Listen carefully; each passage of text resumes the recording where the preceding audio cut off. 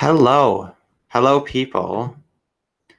So I started a little later than I'd like to. It took me a while to figure out exactly how you set up a quick hangout because YouTube makes it extremely you have to go in a specific path. They give you about four different ways that you can set up a stream.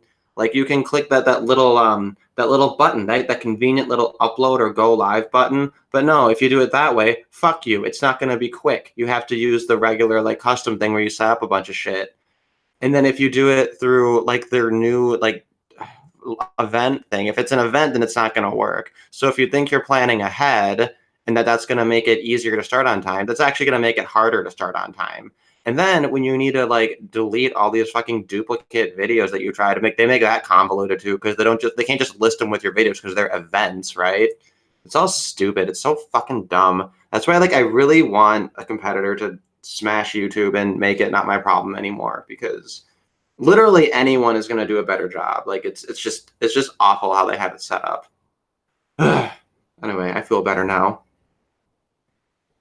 Well, anyway, I guess it's good to start with that because this book is so infuriating. So it's good to kind of get the blood boiling a little bit. Otherwise, it'll be too much of a shock. And today, the chapters are very interesting. We have much more flavor this time around. The first one is Hattie Gossett.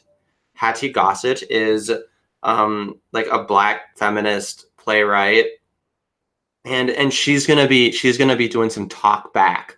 This is gonna be some sassy shit, and I'm wondering how I'm supposed to read this. Do I just read this in my voice, or do I try to sound black? Because it's kind of a catch-22. If I sound black, then I'm like in blackface, right? But if I don't sound black, then that's like black erasure. So I can't win. So I'm just gonna, I guess, sound black. I don't know, like fuck it. I mean, you can't feel bad for this woman, and you're gonna see why. Fat Samurai Productions in the chat. Hello, Gabe. How are you doing today? Good to see you. I guess I can durdle for a little bit to see if more people show up, but then the stream is less fun to listen to for people who are just listening to it after the fact if we got such people. So visually, not much will be going on with this stream. I did take pictures of the book and put it in my Discord, just a little janky, but at least I have the pages on there because I don't think that you can find most of these just for free online. We got pretty lucky with the Ursula K. Le Guin one. Let's see. Yeah, and it looks like most of the people who I had last time, it seems like most of them can't make it. Glebs, aka Priviledgier Sheevlord, he might show up a little bit later. But Sayomi and Mitch are both busy. Didn't hear from Prince. I don't know. Prince might just be, I don't know, like doing something or whatever. Do, do, do, do, do, do, do, do.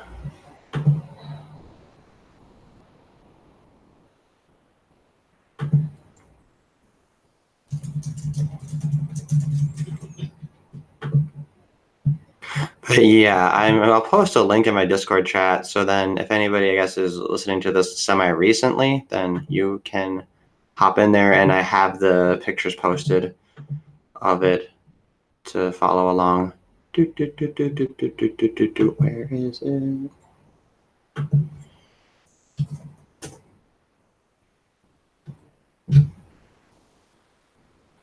And then I open Discord, so I'm hearing those annoying little beeps everywhere.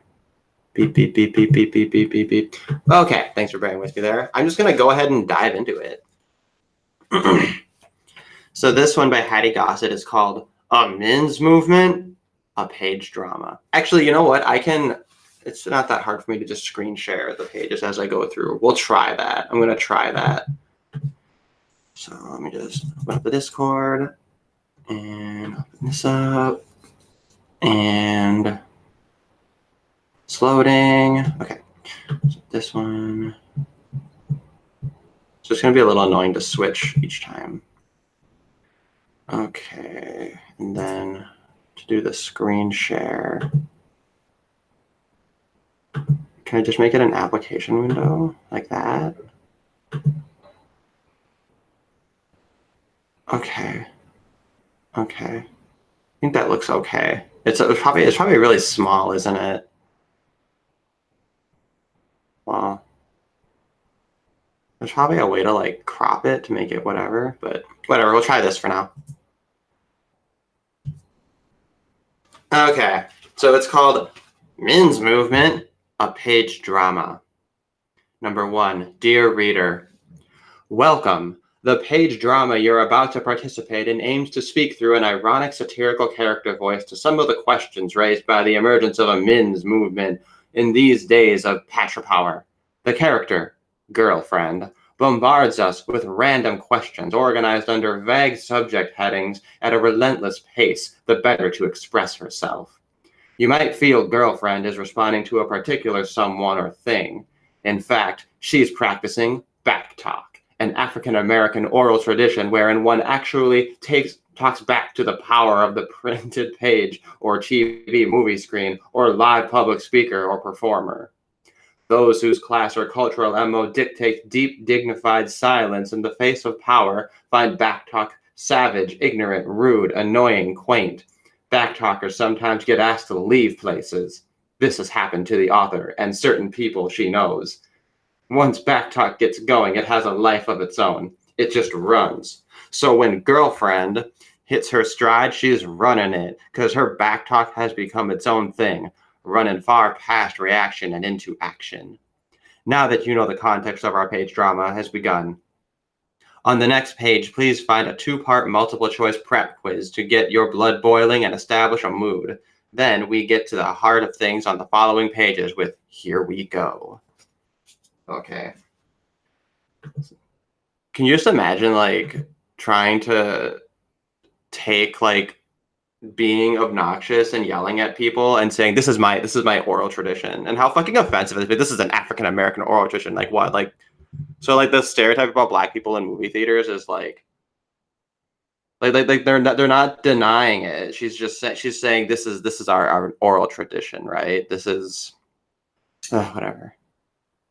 So now we get onto the prep quiz. All right. So this one's fun. We're gonna have a little quiz.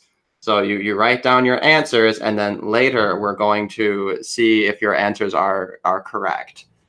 Okay. So, oh, and she said it's at a strident pace. It's really fast, and she's running it. So I have to read this fast to get the full effect. So let's go ahead and see where we go with this. Number 2, prep quiz. Below are 2 quotes. Select the name of the historical figure who uttered these deathless words. Good luck. You may start now. Number 1. I will continue to slaughter and destroy the people of the world, and the rulers of other lands will recount my deeds. Man's greatest good fortune is to chase and defeat his enemy, seize his total possessions, use the bodies of his women as a nightshirt, and support, gazing upon and kissing their rosy breasts, sucking their lips. Was that A, Saddam Hussein, B, Napoleon Bonaparte, C, Genghis Khan, D, Ivan the Terrible, or E, Idi Amin? So I know the answer because I just read the answer, but so what do you think? You can write down at home. You can scribble. You can vote in the chat if you're there. Number 2, if there hadn't been women, we'd still be squatting in a cave eating raw meat because we made civilization to impress our girlfriends. That one's Camille Paglia. That's Camille Paglia. Okay, the answers she has available are A, Red Fox, B, George Bernard Shaw, C, Richard Pryor, D, Woody Allen, or E, Orson Welles. It's obviously Richard Pryor, of course. All right, number 3. Here we go. What? A men's movement? What do you mean a men's movement? Ain't they still running the world? What they need a movement for? What? Is this some kind of joke about laxatives or something? Basking? Oh, bashing? They're trying to heal the cruel wounds of men's bashing? Wait a minute, did I miss something? Do they have to wear breast implants, false fingernails, get paid less money, have no power, and get whistled at? Do they? Huh? Let me get the next page here. So we're already, great start here. Like, you find this pattern where these feminist women will bring up really stupid, pedantic issues as their gotcha of like, men don't have to deal with this. It's like, yeah, because men have like real issues. That's the biggest condemnation of the women's movement is how stupid their issues are. And it's all shit that they can just avoid or just not do. They just decide not to.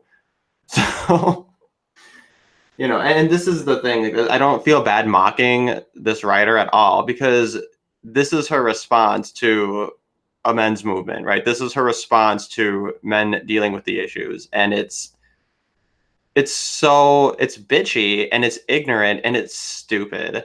And this whole idea of backtalk, right? It's this presumption that she has some epistemic privilege as a black woman, but like obviously you don't. Obviously you're really dumb and you don't know anything about these issues, and you're just using the fact that you're a black woman as an excuse to just be ignorant and not know anything and mock other people.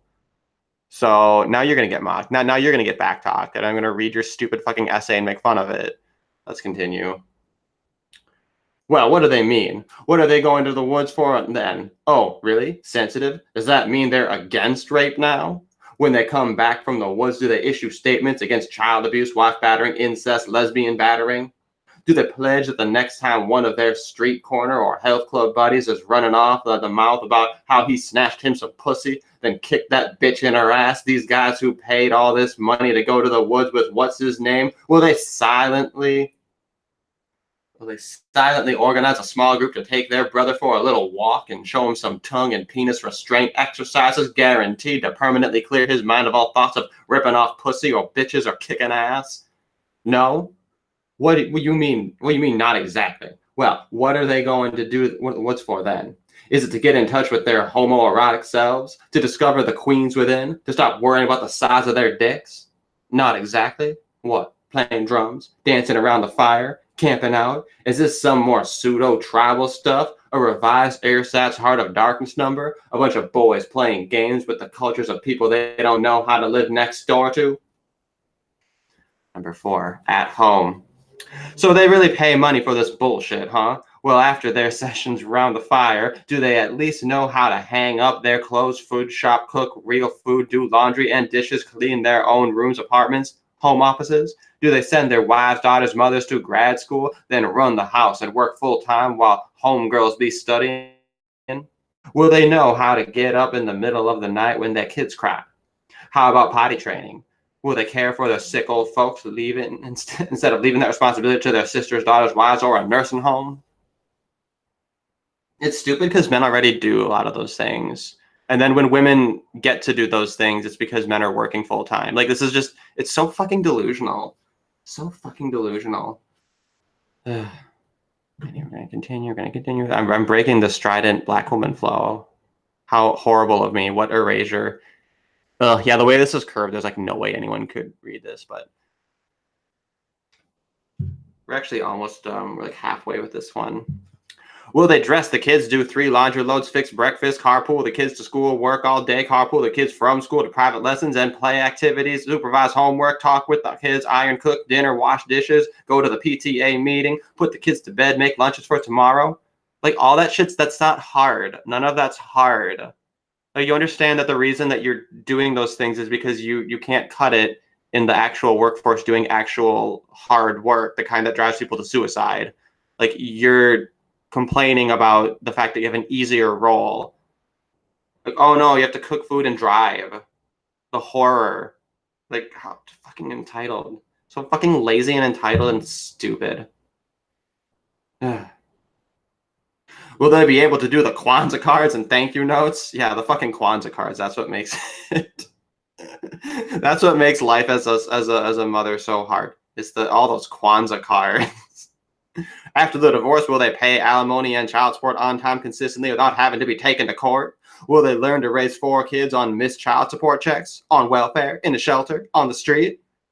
No, because they're just gonna support the kids themselves and not be a fucking burden on society and then blame men for it. And this thing about child support and alimony, women who owe that shit are less likely to pay it. So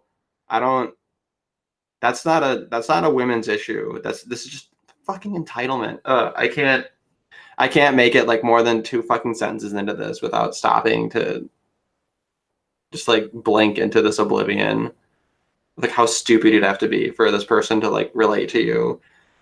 Like if a person says they like Hattie Gossett, basically what they're saying is they like to bark at people and pretend that they're victims, and that's their moral code. Number 5, in the world. Will they at least have enough manners not to go all the way to Japan and vomit all over the table when they pass out in the middle of a banquet with the Japanese prime minister?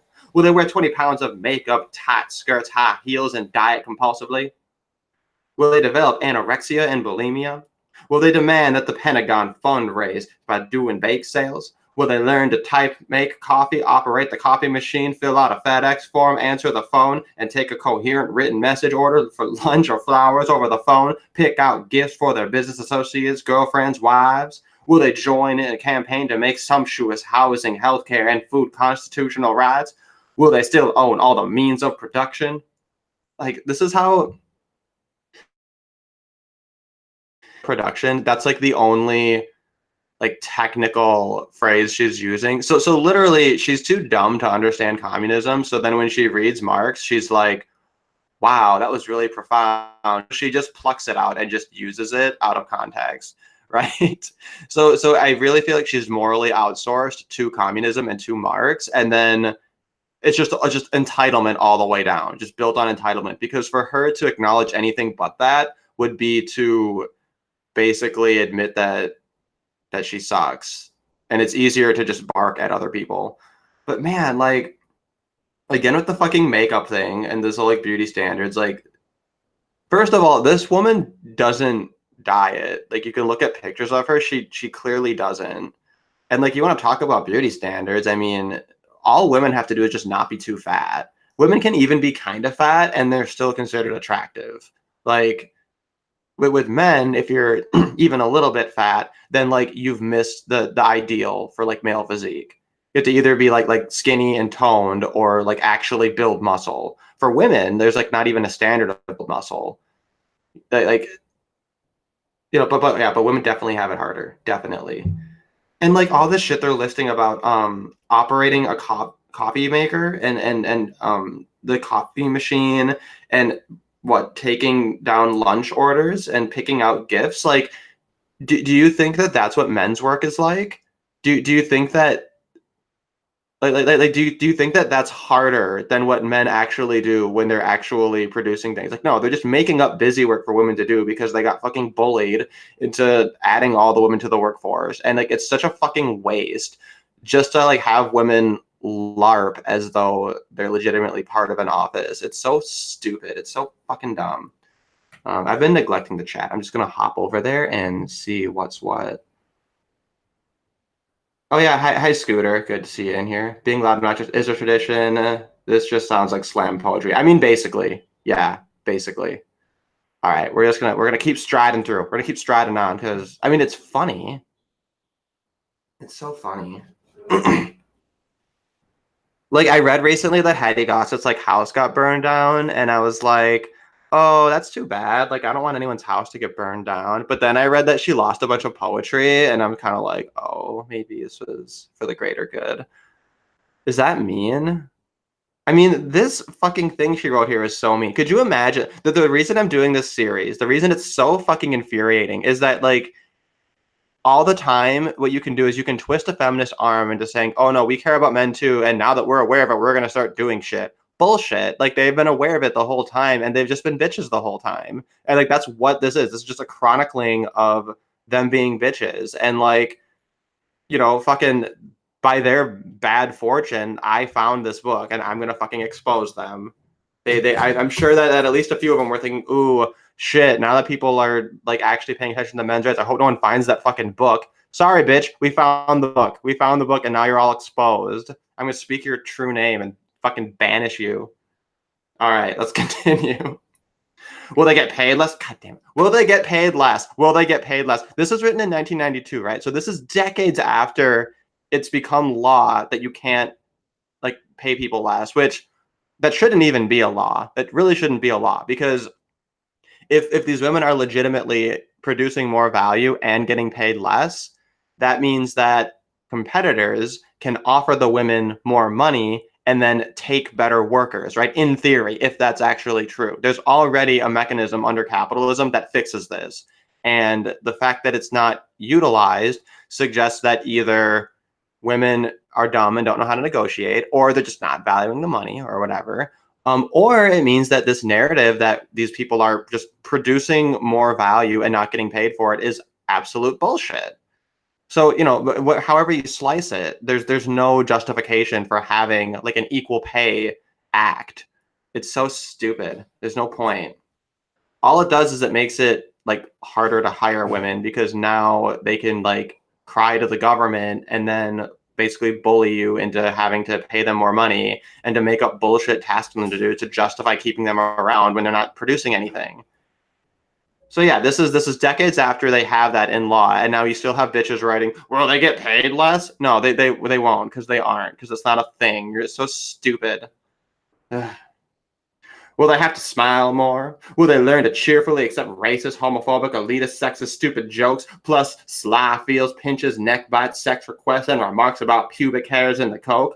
Beware, Long Dong Silver, as good, clean, on-the-job fun, and not scream sex harassment. Like, imagine being so dumb that you believe Anita Hill. Like, imagine that you believe that. Long Dong Silver, Like, how does she even consider the fact that Anita Hill could be lying and that that's all bullshit? No, but Clarence Thomas is a man, so fuck him, right? Will they stop fucking up the money by trying to keep all of it for themselves? That's what you're doing. Okay, sorry. I just got to get further through this. Are they ready to come clean about men's on men's sex abuse, harassment, incest, rape, to stop fag bashing, to cut out the worldwide race, class, gender pecking order? Will they stop equal pay for... Will they support equal pay for equal work and fully paid family leave? Will all women's everywhere be guaranteed the rights to go to school, work, drive cars and airplanes, own property, decide what's best for their bodies, men's lives? Oh my God, I just can't fucking... Which fashion designer will create the clothing craze that finally liberates men from bulky, unattractive long pants and jackets and puts their legs, asses, and tits on display all the time? Will the smart execumens of the future... Yes, execmens. It's not men's, mins, M-I-N-S. I don't understand the point of that. I don't know. Mins? Is it supposed to be like minimal or like mini? Like they're small? Mins. Or is it just because she pronounces it that way? Men, min, men, min. Like they're phonetically very different. Min, men. Anyway, will the smart execmens of the future wear a stunning neon-colored latex lycra ensemble consisting of a short, tight jacket that emphasizes the butt and the chest-tight Bermuda shorts with padded eldridge cleaver pouch to contour the penis, color-coordinated hose to show off the calves, and little pumps to point out the strength of the feet? And obviously the answer is no, because men are objectified by their utility in producing things and actually working and in being used up. They're not like valued for their own sake and for their own bodies. So, again, the classic phrase is, snatching oppression from the jaws of privilege. That's all it is. Number 6, sex. In the woods, will they learn to pull in their bellies and tighten their buns while walking around in high heels, girdles, bright red nail polish, and synthetic sable eyelashes? Will they wear mini skirts in the dead of winter? Will they learn to stop standing around pulling on their dicks? Will they overcome their fear of going beyond the penocentric missionary position approach to sex? Get ready to get on the bottom? Outgrow their pussy envy? Does this guy teach them oral sex techniques? Do they get daily tutorials in the tantalizing ways tantric yoga can enhance sex? Will they put up no-strings money to back the publication and distribution of women's erotica, lesbian and heterosexual? Produce some intelligent men's erotica and get rid of this dumb, dangerous porn stuff? Come out of all their closets? Will they love taking it in the ass from women's? Will they stop using sex and money as control mechanism? Will they learn to use condoms and dental dams? Will they stop equating the act of conception with shooting live bullets from a gun? Will they finally understand that they are not now and never have been and never will be the center of the universe? Projection, thy name is Hattie Gossett. All right, we're almost at the end here. Number 7, and in closing, Can they invent a painless mammogram machine, discover a cure for the common cold and AIDS, and stop teaching doctors that pregnancy, childbirth, and menopause are serious problems? Are they finally ready to deal with women at full competitors in sports? Are they ready to deal with women as full competitors in sports? Like as if there's just like all these women like lined up ready to fucking compete in men's sports and fucking and the men just made this rule to keep the women out, and that's why right?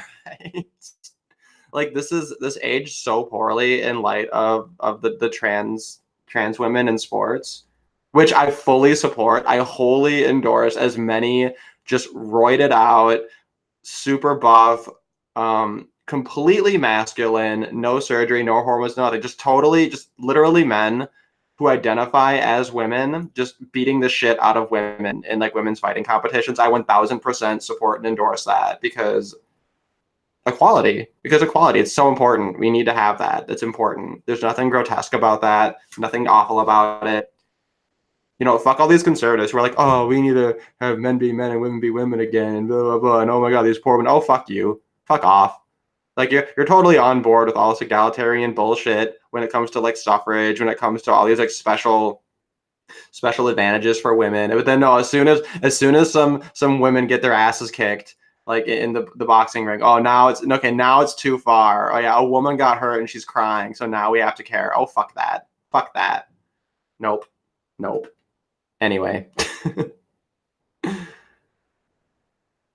Will women's get high-paying jobs as chefs? Will rock bands, rap groups, and governments still be mostly all men's? Can they ever stop playing at being warriors and cowboys who need to save us? Are they finally ready to stop running and ruining the world? Are they ready to knit, crochet, braid hair, and make sweet potato pies and quilts?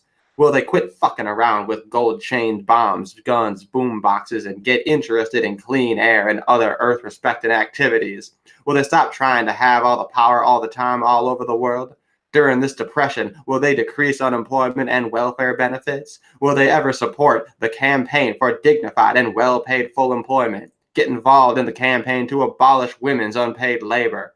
Learn to listen. Get serious about the parts of life that aren't power, control, and money. Do these guys want to help make the world more better for everybody? Or do they just want to whine about how hard it is to be men's in a men's world? If not, why not?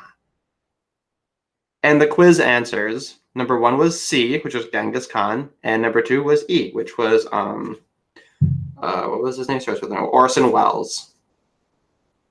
Yeah.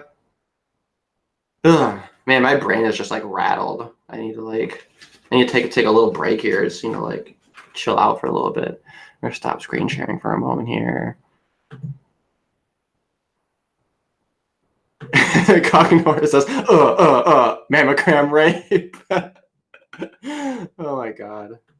Oh, I'm glad Cuck Norris is in here. Why every single one of Cuck Norris's things are censored? I don't know why. Oh, it's because you're saying rape over and over again. And as YouTube has reminded me, it is my responsibility to moderate the chat. So everybody be on your best behavior. I see Pill Eater in the chat. Good to see ya. And Felix Rubert. Ladies, jock straps are hot. Raw Unplanned Dance. Raw Unplanned Dance has my favorite name of anyone on the internet. Raw Unplanned Dance. It's a name and a way of life. So, guys, any thoughts on that? It's such a fucking dumpster fire. I wish I could just succinctly say what it is I hate about it so much. But, like, every single part of it, I mean, it's like what I said from the beginning. Every single thing she's complaining about is like, all you have to do is line up the men's issues, line up the women's issues, and it's like a fucking joke that we even had a women's movement. And I'm sorry, if women want to have a women's movement and have women's issues be addressed, great, that's fucking great. But the fact that it has all of this privileged position over men's issues, and then these bitches turn around and they're gonna mock men's issues, it's like, fuck you, I'll mock your issues. Fucking bitch. Ugh. Ugh. Ugh. And like, Yeah, basically what they do is they have this whole idea, this whole threat narrative about how men control everything and men dominate everything, and therefore men don't have a right to complain, because what they're doing is they're taking the fact that they say, oh, well, if I were in charge, I would just totally do things to only benefit people with my in-group fucking preference, right? That's all they would do, right? And then they assume, well, since that's what I would do, that's obviously what men are doing. But they didn't. Like these white men, like they didn't do that. So I mean, yeah, yeah. The next chapter actually might be a little bit more infuriating. Because the second part is by Starhawk. And Glebs, I will get you the link in a moment here. I always get fucking Baby Shark stuck in my head because I have to work with children and it's their favorite song. And like, I want to listen to Baby Shark. I'm like, we can listen to the remix. The remix is okay.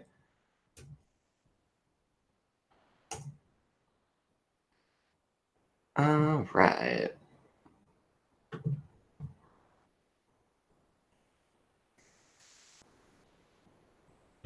So yeah, that's I actually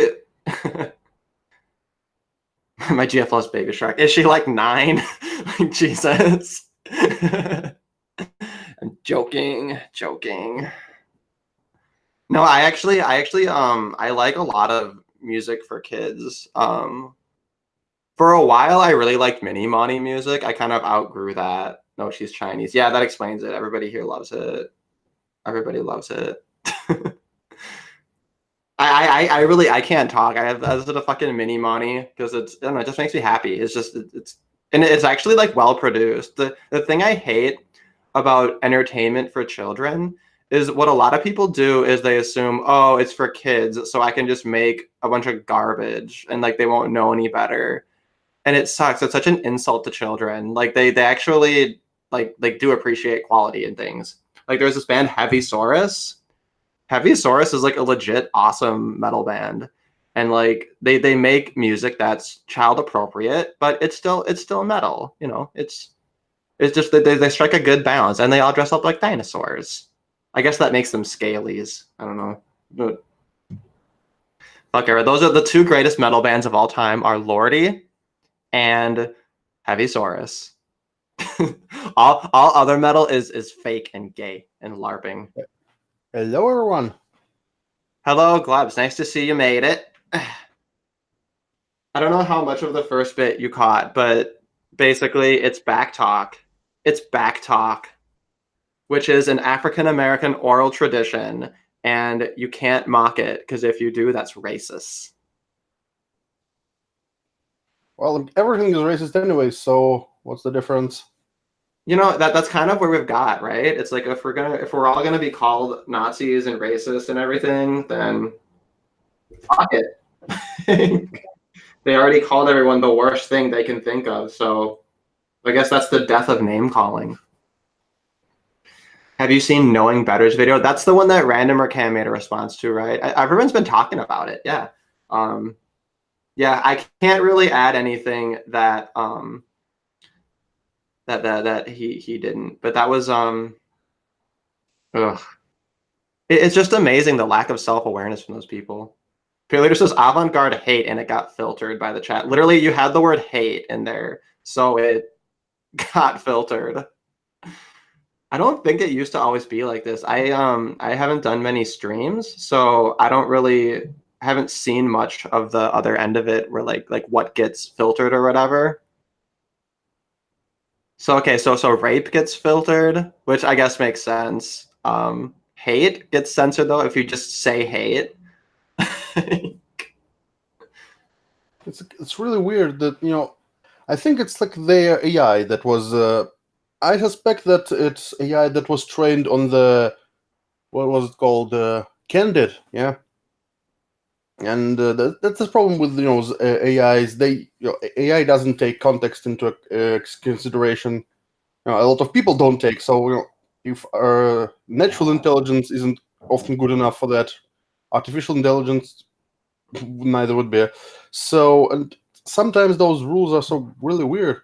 Remember when the Battlefield 5 was in beta and the chat, the chat censorship was so stupid. It censored white men, for example. It censored the word DLC and other stuff like this. It was really, really fucking stupid. And Why that's could kind of DLC? I'm trying to think of what that would be.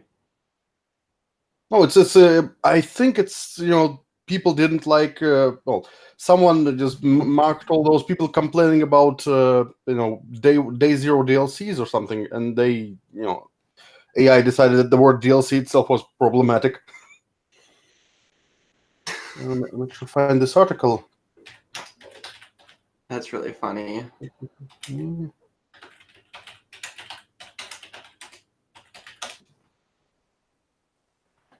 Yeah, so Pillar. So I guess they're going after like your old shit. Man, once someone cares enough to go through like my old videos, like this channel's fucked. Like I really I only exist because I'm like irrelevant. As if I ever become relevant, the channel's gonna be gone like immediately. Like Oh, by the even way, I though found this I don't article. think I said anything bad. I don't think I said anything bad. Well, this article, by the way, says Battlefield 5 censors words like Nazi, Titanfall, and white man. Like, just this is the game that Titanfall. well, the game is set in World War II, so censoring the word Nazi, it's kind of strict, oh, Jews also censored. Yeah, DLC. What else is there? Oh, lag. Yeah. So if you complain about the game being laggy, Oh yeah, they just that was the Louis Farrakhan. They just snuck that in there. Well, I guess not the opposite, right? Because they don't want that in there. So then they're like, oh well, we're banning a bunch of words. Let's just slip these in there and hope nobody talks about it. Let's hope everyone just talks about us censoring the word Nazi in a World War II game. I, But I that was think their gambit.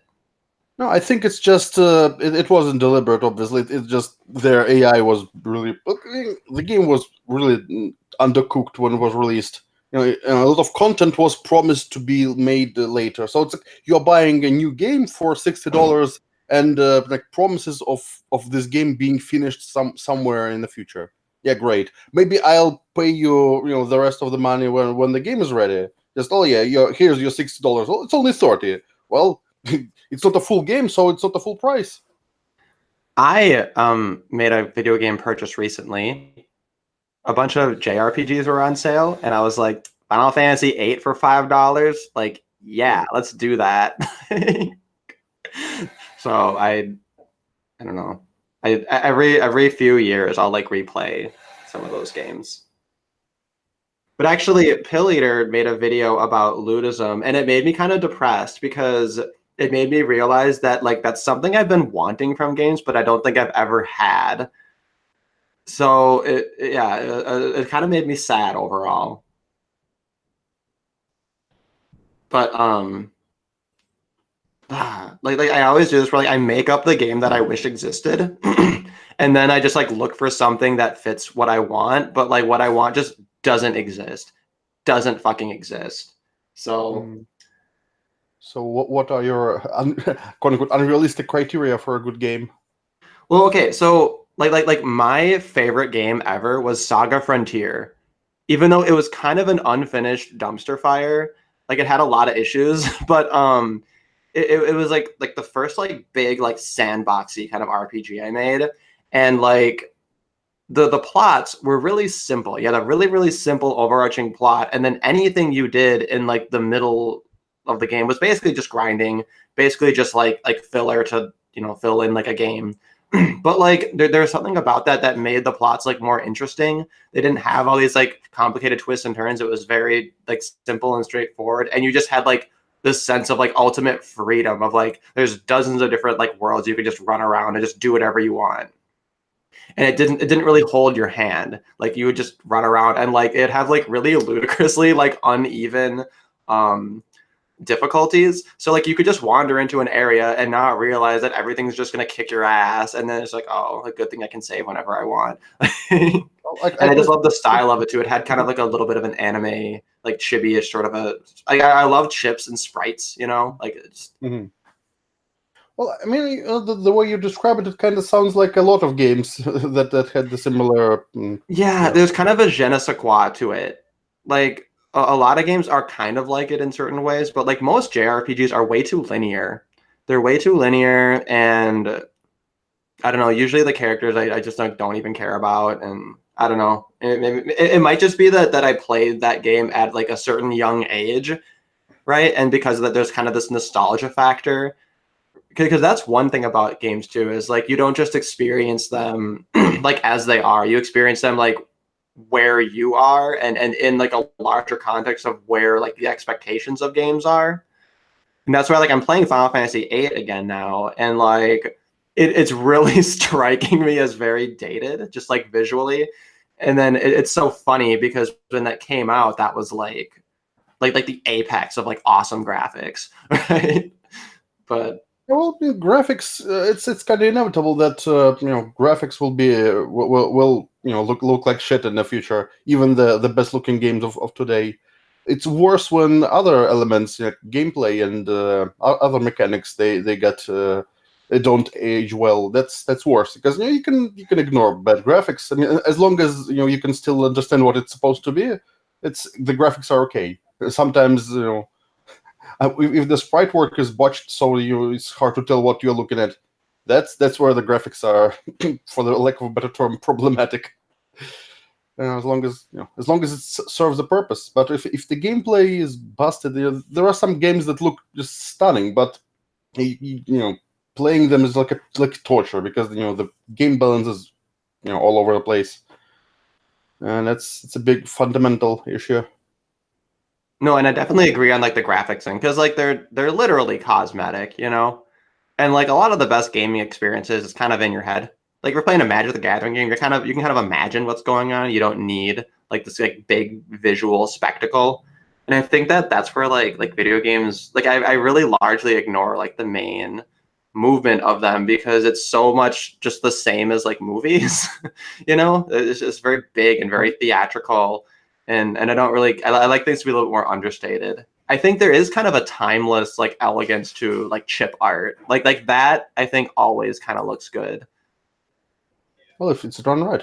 But speaking of, I don't agree that graphics are purely cosmetic because, well, especially, for example, one of the examples was that during development of StarCraft 1, they had to redesign the Zerg drone like 7 times, I think, because they wanted the sprite to look distinct enough so you can just by glancing at it you can tell what it is.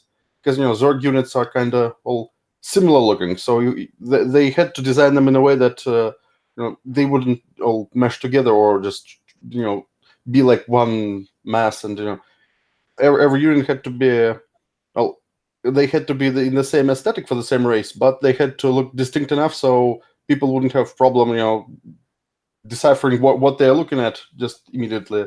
Because it's especially in real-time strategies where you don't have because they enough have like time dozens of them like all over the screen. They have certain constraints. Like it can't be super complicated, but then they want it to have this flavor and be distinct, and like it has to be visually different enough that like it. Yeah, that I can imagine it must have been pretty interesting balancing act. Yeah, and it has to be like a balancing aesthetics with practicality. If you want to make every unit very distinct, but don't care how they look, just make them different shapes, like triangles, circles, squares.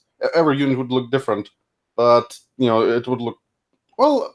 Maybe it would look interesting, like in a very minimalistic way. But yeah, but if you want to make them all fancy looking, but if they are too detailed, you look at the screen and it's just mess of pixels. It's hard. By the way, it's funny because that was way.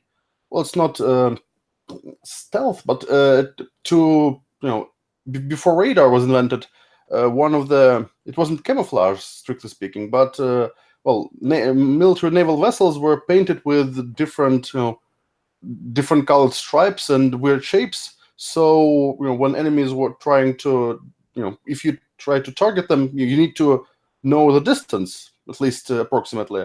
And well, if you know how big this ship is, and you can calculate distance by how big the ship appears to you. But if you have a fleet and every ship is painted with those crazy stripes, it's hard to tell where one ship ends and other begins. So it's hard to estimate the distance, and without knowing the distance, it's hard to target them. So imagine if all the units on the screen are painted in different weird colors and stripes. You see this mess. What is going on? It's kind of a funny irony then, to like combat in real life, you'd want that, but then like when you're making a video game, you're like, okay, well this isn't fun. Yeah, imagine if every in RTS every unit was wearing perfect camouflage. You would see like ground and with weird movement. Oh, it's not ground moving. It's someone. It's a soldier. Okay. Yeah, I never got really into the RTS shit because like just like with Civilization, like I had a friend show it to me and I was like, wow, this is really cool. And honestly, the thing that I thought was most cool about the game was just like the tech tree and just how they had it all like laid out that way. I was like, man, they should just teach anthropology this way. This is way more interesting, right? But then like after playing it for like a few runs or whatever, I realized like this is just dressed up math. This is just a bunch of math problems all dressed up. And like it's not really that fun. And like with RTSs, I feel like it's kind of the same way. It's really just like math with some bells and whistles, which I guess is a great way to learn math. Like when people are like min-maxing their characters in MMOs, and like busting out algorithms and shit and fucking calculators to figure out like their best build. It's like like people who do video games all the time. Well, if you take a reductionist path and think of this that way, that mean you can reduce any game to the basic mechanics. Like for example, any first or third person shooter is basically clicking on at the right time. It's like pretty much whack-a-mole, but a bit more complicated. Kind of is. And any racing game or any flight simulator is just trying to correct the course. It's in the end, it's still trying to. It's like calibrating the joystick. You try to center the crosshair at the center of the screen. So if you're piloting a vehicle and then you need it to steer a certain way and it doesn't, you need to apply some kind of like you are acting like a feedback loop in a controller basically. Like imagine if you're making a device that keeps something at a certain temperature, like aquarium. If it gets too cold, you turn on the heater. When it reaches a certain level, just you turn it off or throttle it so it doesn't heat. Doesn't dissipate as much heat. Yeah. When you are playing a game where you're piloting a vehicle, you're doing pretty much the same thing. You're trying to keep the parameters in certain frames. Like certain windows, so you don't need to keep the acceleration high enough, but low enough so it's controllable.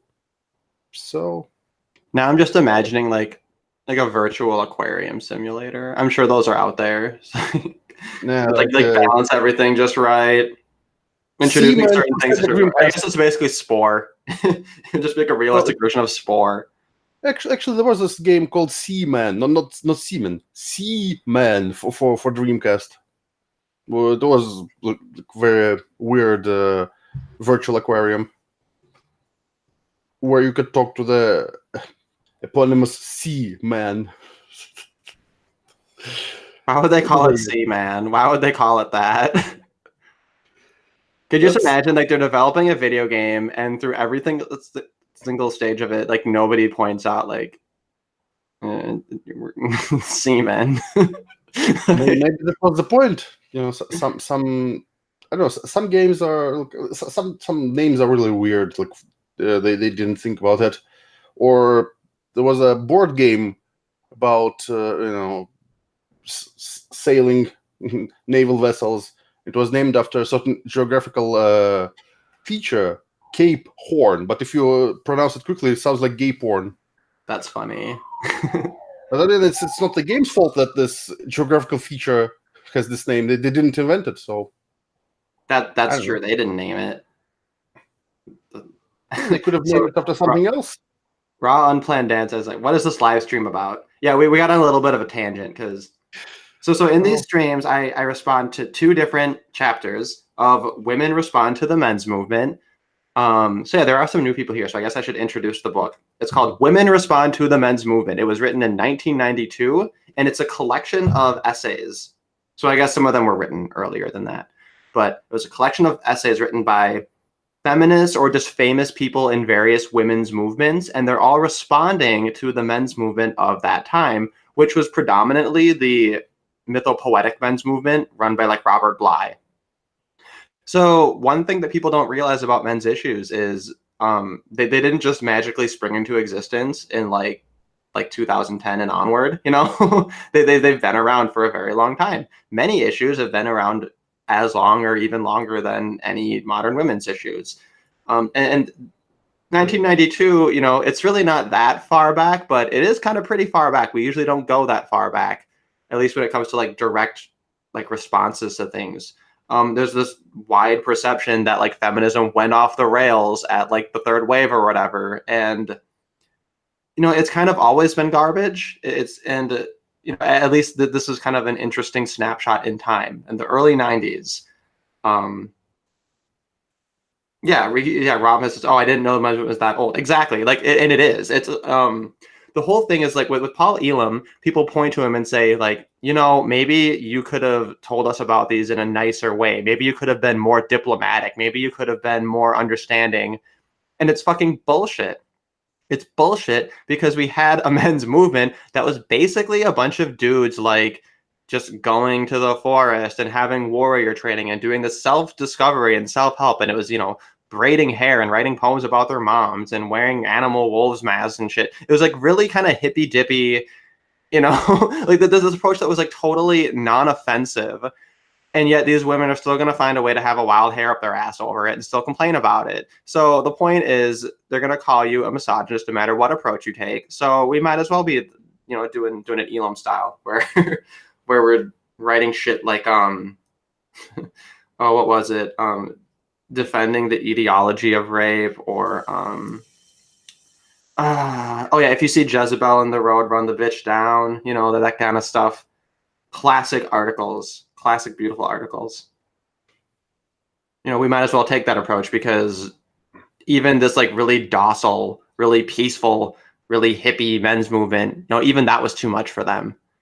So the next chapter is by Starhawk. Glebs, are you familiar with Starhawk?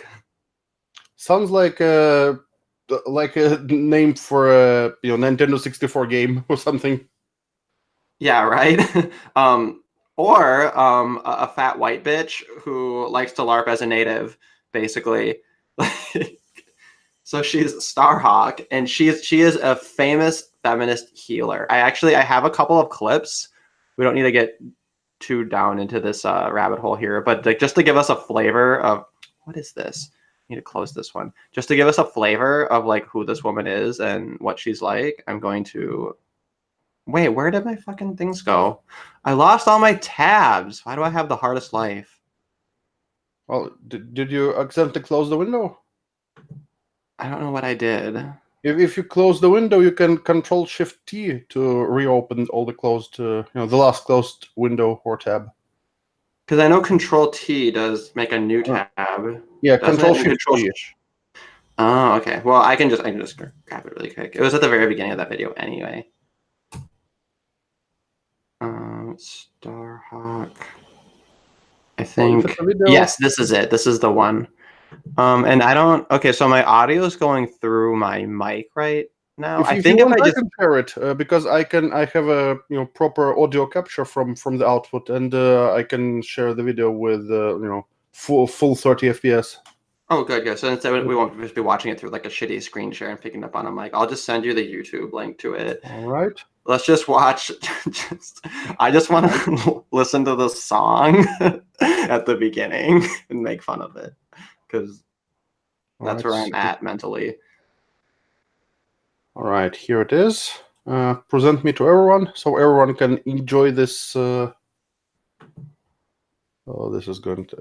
Oh. Huck Norris says Paul Elam was a mythopoetic hippie, but a bull-dyke Radfin kicked sand in his face and stole his girlfriend, so he started AVFM. I wasn't aware of that history. That's really interesting.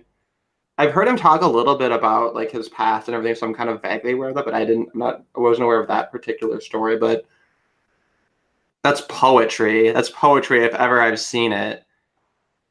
I imagine it that way sometimes anyway. Okay, yeah, that makes more sense.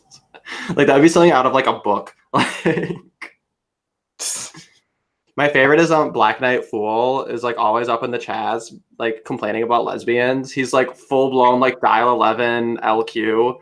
It's just like it's like, dude, like there's not that many of them. Like calm down.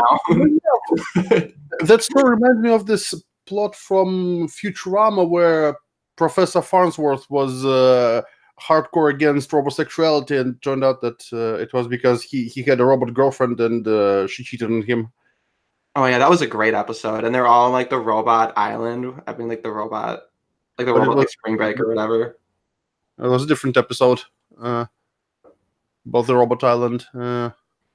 Actually, several. One where all the robots were sent there for extermination. I'm surprised they didn't try to make some genocide parallels. I guess it wouldn't be appropriate for the show to compare robots to Jews or something. I loved when they had the episode where they switched genders, and then all the women are like, "Yes, like they're finally gonna learn how hard it is." And then Fry comes in like with a pair of titties, and he's just like, "Now when I say dumb stuff, men laugh and buy me stuff." And they're like, "Yeah, this is great." Like, well, that episode. Well, you maybe you could call it. You would able to call it sexist if it didn't dump on both sexes, because it kind of displayed both sexes in a very unappealing way. I think. I don't know. I thought it was something that basically stated the truth, but because it's in a context where it's supposed to be a joke, people like it just like it went under the radar. But to me, I'm just like, that's literally exactly what happened. Anyway. But yeah, let's get a flavor for Starhawk. Yeah, present me to everyone and let's watch it. I have to do that. Okay.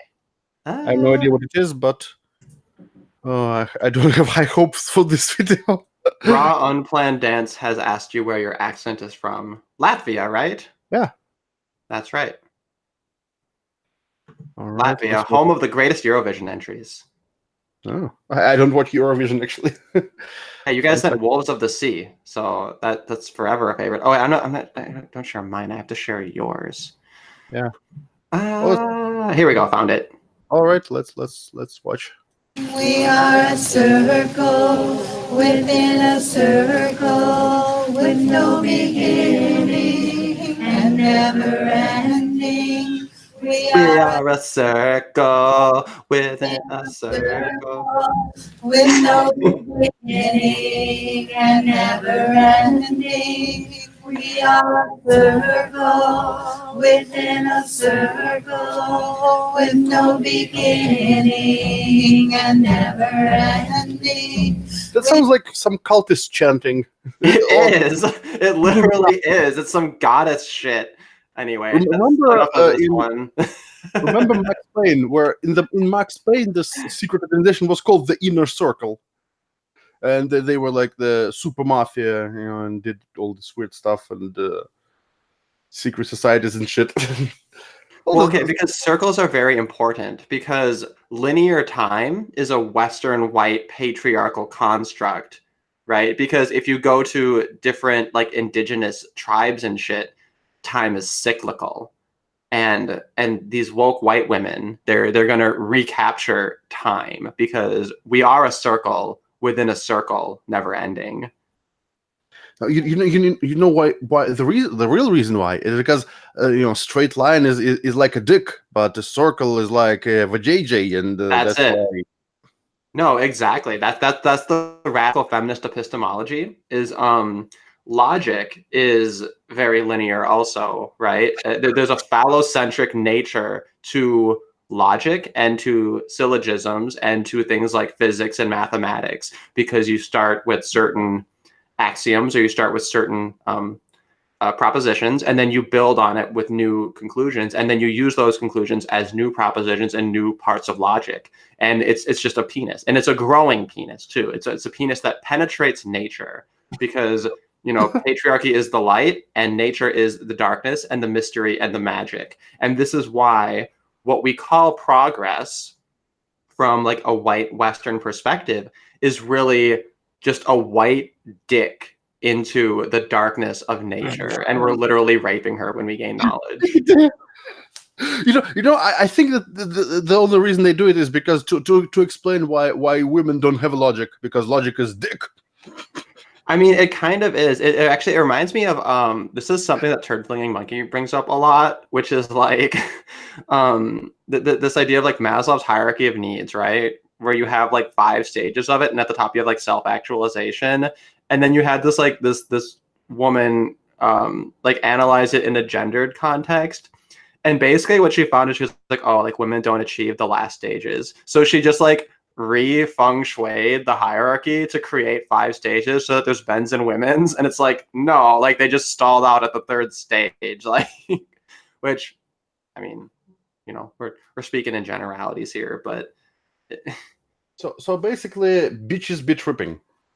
Yeah, like you literally have people who complain that like the reason fluid dynamics is really difficult and like not as easily navigated as other forms of like physics and things is because we don't have enough women doing the science. And if we did, they would just like feel their inner fluids, and then they would be able to like crack the code. Yeah, well, the funny thing is that these feminists, who is stopping them from doing physics? Well, they don't do physics. So maximum you can get from them is doing chemistry, like applied chemistry, aka probably snorting various powders, because a sober mind would not come up with this stupid shit in any way.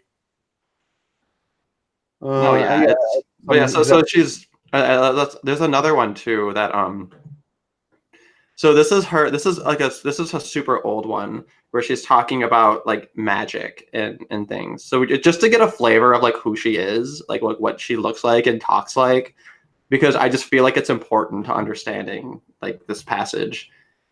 So this next one I'm sending you, if you started like 12 minutes in. The Goddess in Art. Okay, 12 The minutes. Goddess in Art. This is a TV series called The Goddess in Art, and she is interviewing Starhawk, the famous healer. And maybe we're gonna find something. Maybe we're gonna find a bit of ourselves and a bit of our soul in this, a bit of magic.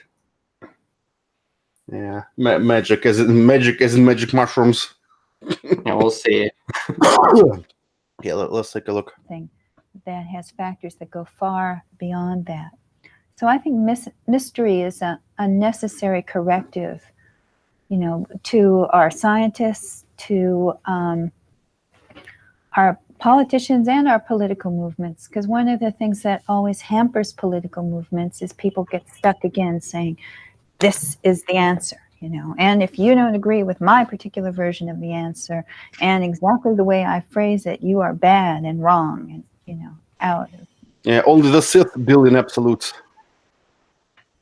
Yeah, well, that's the thing is like these are absolute statements. Like the reason absolutes work is because you can't wiggle out of them, and like you can't even make your statement about how we should have this acceptance and this like multiplicity of knowledge without contradicting yourself.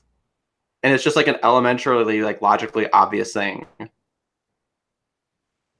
But if you have enough, you can trick people.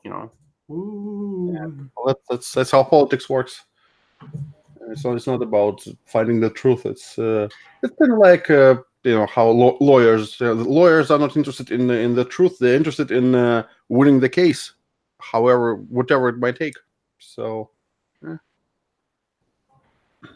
Yeah, she talks about like a definition of magic. I think that's the next little bit she's gonna mention. Or did she mention that? Let's see. There's a definition of magic that a woman named Dion Fortune coined, I think, back in the 1920s. It says magic is the art of changing consciousness at will. And I think that holds up very well also for political change. Well, I was just joking about magic mushrooms, but maybe it was the Yeah, joke. Well, I mean, the shoe fits pretty well, you know. yeah, drugs. Literally changing your consciousness at will is literally drugs. Drugs are magic. Crack the code. Ta-da! I actually, where's my? I had this picture from a long time ago. I'm supposed to do it just with your will, though. There's something kind of magical about that, but not really, because if you can literally do it, then you could like explain it through like physiological phenomena, right? Like so it wouldn't even be magic. Yeah, that's kind of yeah.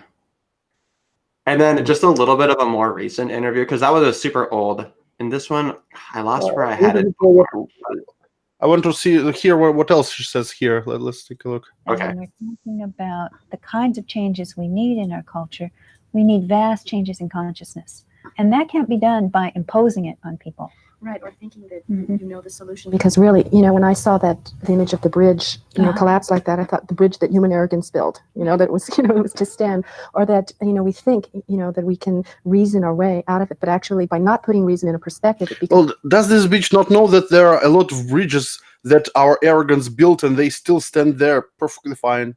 No? That's the thing. Yeah, that's the perspective that I hate about this, is like to see a bridge, right? All of the work that goes into it and all of the planning and everything that's glorious about humans like creating these things. And they just say, oh, that was built by human arrogance. Like it's literally it's the absolute opposite of like Ayn Rand.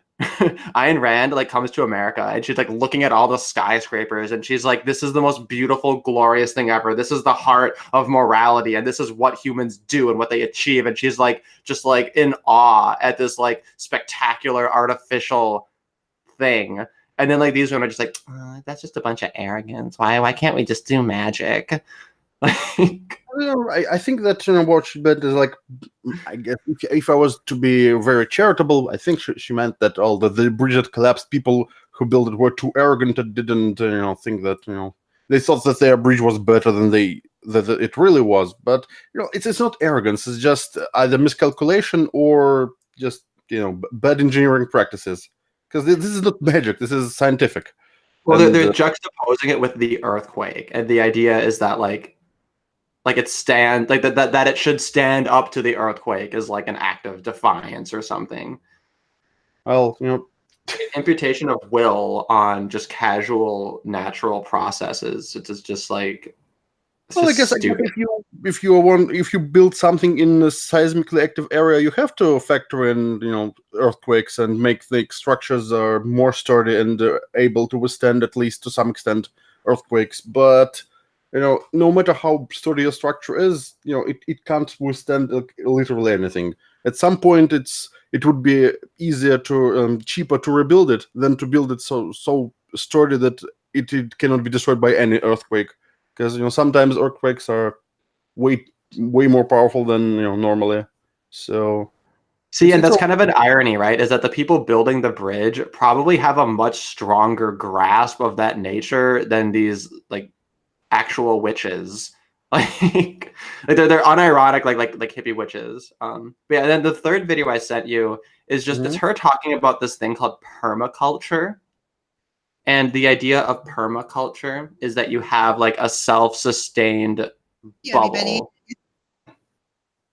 Self-sustained? Like a self-sustained like bubble, right? That's naturally sustainable and in harmony with the natural world. Well, how do they define culture? How do they define like anything? It's, those phrases, like they sound like empty platitudes. I mean, it's stupid. Like the thing that I always come back to is how come a beaver's dam is considered natural, but then when humans build things, that's considered artificial. Like the artificial is just a subcategory of the natural, but they're treated as a dichotomy, which is ironic because ecofeminists are all against dualistic thinking. So they're against the creation of these dualities, yet their entire framework is built upon them and reinforces them. So if they had self-awareness, they wouldn't be feminists. Yeah, exactly. So it's all about the feel is really that's kind of the point I'm getting at right here. Is it's all about the woo and the feel, and she talks in this voice. So it's anyway. It's the space Jews. Yeah. Yeah. Let's take a look at what she says. Oh, like 1.5 hour. We won't watch the whole thing, but let's. Yeah, right now, no. Here Just to to be get a little flavor. and to be speaking in this historic. Yeah. On the other hand, coming from California, where Well, that explains a lot. Yeah, right. things are blooming, and it's not to make you eat your heart out, but just to say, if you're a farmer or gardener in California, you never get a break. There's no downtime. So sometimes I envy you who live in the snow. The concept of edges, or in biology, they call them ecotones, the places where two different systems meet are places of great dynamism. They can be places of great tension, but they can also be the most creative, most diverse aspects that kind of create a third system that is often richer than either of the other two. So, well, it's a really lousy explanation of the Hegel's dialectic. Dialectic. Yeah, like thesis, antithesis, and synthesis. That's the thing. It's kind of very lousy explanation of that principle, but yeah. So if you are out there looking to find the deer don't hang out in the deep forest, and they don't live out in the middle of the plains. What they really like are those places where the meadow meets the woods, where they can go out to graze and go back into the forest for cover. And if you're looking at something like the ocean, where the ocean... Yeah, well, there are animals that live in the deep forest and not on the... So why are deer more important than other animals? It's just she selected deer because deer fits into her idea. So there's this...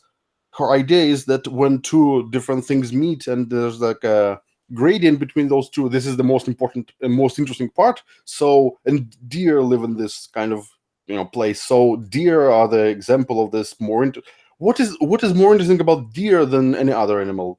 I think she's coming from a perspective that's like you have to preserve everything in nature. If anything is lost, then like that's a tragedy, which is like completely unsustainable. But I think that's kind of it. It's like, well, if we lose any animal, then like that's like we lost it forever.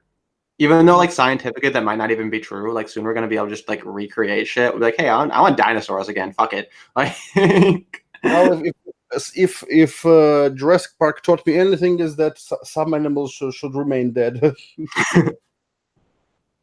Also, even if we could recreate dinosaurs, the problem is that.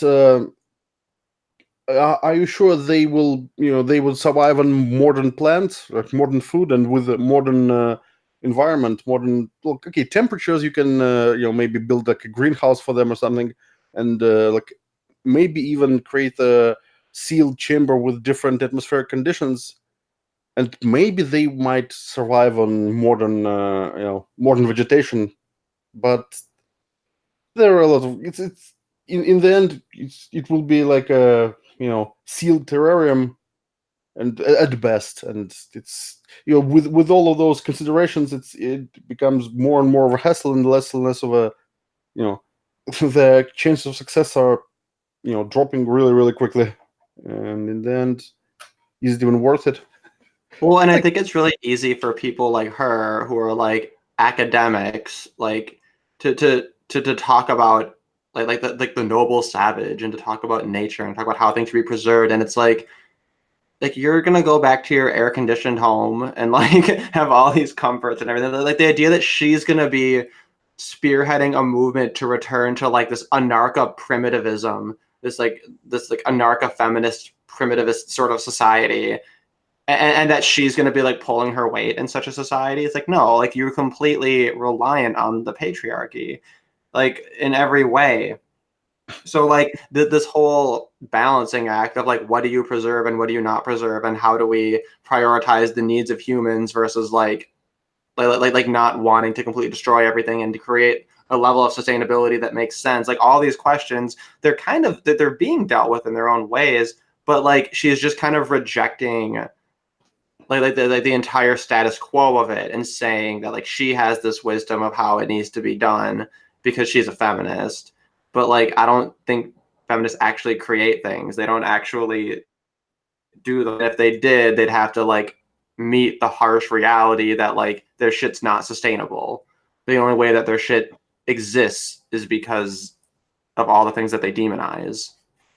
Yeah, it's kind of the same as, if they want to be anarcho-primitivists, they can do it already. Just buy a piece of land and go live off the grid.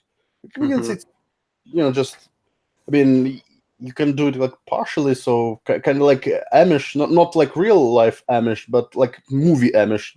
Because real life Amish, yeah, they shun modern technology, but they have stores with refrigerators and cash registers, yeah, and drive cars. Not much of, Luddite they are in real life. But it's kind of like those, quote unquote primitive tribes that, take off jeans and shirts when tourists arrive. They put on some, clothing made out of palm leaves and just dance around the campfire to entertain tourists. But when tourists are not around, they, kind of live like, Western villagers, maybe with less technology, but still not that different. So, No, exactly. It's like they want to have just enough of it as like a little excursion, then to kind of go back, which is fine. Like, it's fine if that's what you want to do, but like a little bit of honesty. And that's just the reason I just wanted to show some clips, is just to like give people an idea of who this lady is, just a little bit. Because she's one of these people, right, who's like a hippie, very soft-spoken, likes to talk about energy and nature and mystery and magic and to do these rituals, right? And this is what she's like built her career on. It's just like being this kind of a healing sort of a guru, right? And then like, I'm going to be reading through her chapter in this movie, right? Or this book. Called A Men's Movement I Can Trust. That's what it's called. And we're going to immediately see just like how ignorant she is on gendered issues, despite, well, I mean, obviously, like being a feminist like makes you ignorant, or like it pre-requires a level of ignorance. But like, you just got to imagine it in this like really sweet, totally non-confrontational tone. I don't like debate. I like discussion. So let's have a discussion, okay? Right? That kind of, and like, if you're dumb and you don't see what's going on, it comes off to people as like, oh wow, she's being really, really nice, and she's being, really honest and straightforward, right? Whereas like, if you actually listen to what she's saying, it's like, fuck you, bitch. Like, I have more respect for people who can just like say fuck you and be angry and actually express real emotions than people who just like cover themselves in all of this woo of just like acting like they're these like spiritual fucking people. Anyway. So this one's called A Men's Movement I Can Trust by Starhawk. Like most feminists of my acquaintance, I've responded to the growth of the men's movement with a mixture of approbation and trepidation. On the one hand, we've noticed for a long time that something is wrong with men, and the prospect of men getting together to fix it themselves is a happy one. On the other hand, our history with men doesn't generate much trust that, left to themselves, they will actually get it right. Of course, the men's movement is no more a single monolith than is the feminist movement. There are 10, a dozen, 50 different men's movements. Some of them make me break into a cold sweat. Others involve and move the men I most deeply love and respect. How can we tell whom to trust? Feminists long for men to heal. Those of us whose lives continue to be bound up with men want to see them become whole. We dream of a world full of men who could be passionate lovers, grounded in their own bodies, capable of profound loves and deep sorrows, strong allies of women, sensitive nurturers, fearless defenders of all people's liberation, unbound by stifling conventions, yet respectful of their own and others' boundaries, serious without being humorless, stable without being dull, disciplined without being rigid, sweet without being spineless, proud without being insufferably egotistical, fierce without being violent, wild without being, well, assholes. This is what we hope our sons will become, what we wish our fathers had been, what we search for in teachers, what we desire in a lover, assuming we do desire men as lovers. and, frankly, rarely find. At its best, I believe the men's movement also aims for this goal. Our fear is that the men's movement will do what men have always done, at least since the advent of patriarchy, blame women for their problems and defend their own privileges. So that's the first bit of it. I mean, where to even start with that? So first of all, there's this implication that hardly any men are like that, right? When she says, like, we wish our fathers had been this way, fucking assholes, right? So, like, daddy issues, basically. We want men to be perfect. We want them to have the perfect balance, the perfect Aristotelian fucking mean of every single characteristic that we can think of, right? That's what we want, all of those. Could you imagine a gender flipped version of this where we're like, look, we want women to be assertive without being bitches. We want women to be kind without being pussies, right? They'd be like, oh my God. If you can't handle me at my worst, you don't deserve me at my best, right? Just... If you can't handle me at palm sweaty, you don't deserve me at mom's spaghetti. And then, like, okay, blame women for their problems and defend their own privileges. Is that not exactly what feminism did? Is they blamed men for all their problems and defended their own privileges as women? Right? This is like a classic one-move checkmate you can pull against any feminist, is you ask them to name one example of a time when the women's movement advocated for something that wasn't to the perceived benefit of women. Because they can't. There's nothing. They can point out ways that feminism has hurt women, but it's always like they always thought they were going to act in women's perceived benefit, and that's what it's always truly been about. It's never been about equality. It's been about procuring extra rights while not taking on those responsibilities. And like, if men were in a social situation to do the same thing, they would have done it also. But the cards as they've fallen, as the pieces lay, this is basically where we're at, is that, women really have taken extra they've taken extra privileges without the reciprocal responsibilities. And there hasn't been an honest conversation about that. And then the moment that men say, well, okay, we've had this big women's rights push, maybe we can, push for men's rights also. They say, oh, no. They're immediately checked. Immediately we have to remind men they must be perfect. I did post screenshots of the pages in my Discord of this one. They all turned out sideways, but if anybody, like, you could just download them and then like rotate them. I guess I could have saved them to my computer and then rotated them and then re-uploaded them to the Discord. Next time I'll be more vigilant of that. I don't know why though, because I was holding the camera vertically, so I figured that should have solved it. The camera kind of finds the position it thinks it is, and then automatically rotates the images. Yeah, that's so helpful. If you're taking pictures straight down, the camera is confused which way is up, so it kind of, I don't know how. Depends on the phone, I guess. Yeah, kind of. Don't want to sound like Sargon. Depends on the child, but well, if you have those pictures, you can send them to, because I don't think I'm in your Discord server. Yeah, I'm gonna post the link in the chat so anybody who wants to hop in there.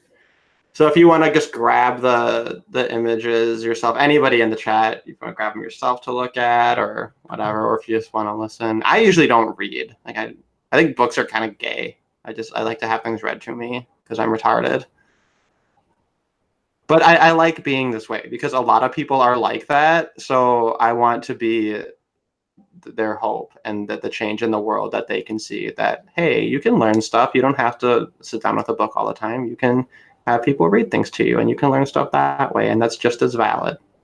Okay, so I think I found those pictures. I can actually put them on the screen because it would be more up to more relevant than the psychedelic cat I had.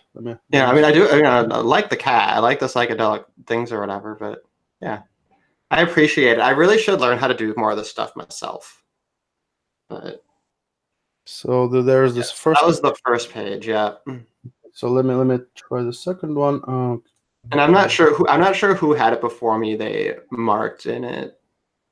it seems like they were really motivated, really moved by a lot of things in this, which is like, that's one of the reasons I felt it's so necessary to respond to, because I can totally see, like I have this nightmare idea in my head where you have a man who's having all these problems and he discovers the men's movement, then he discovers this book, and then he's actually motivated by the shit that these stupid women are saying, and then it drives him away from things that would actually be helpful. And I'm just like, why fucking Starhawk, fucking healer my ass. So So yeah, so that's is this page 2? yeah, so this is where we're at. So I stopped at that little pen mark that says our fear. That little paragraph is where I stopped. Okay. All right, so let's continue. What is wrong with men is that they have been, ooh, what's that word? Ensorcelled? What does that word mean? Ensorcelled? Ensorcelled. What the fuck does that word mean? I've never seen. I should have looked that up before. To enchant or bewitch. So they've been bewitched. They've been enchanted. They've been ensorcelled. Oh wait, but they removed the C. She has a C in there. Yeah, she says ensorcelled. It should be ensorcelled without the C. That's not a word. Oh, it's actually yeah, it's Ensorcel with the C is not a word. You stupid bitch. Fucking using stupid magic words and you can't even spell them right.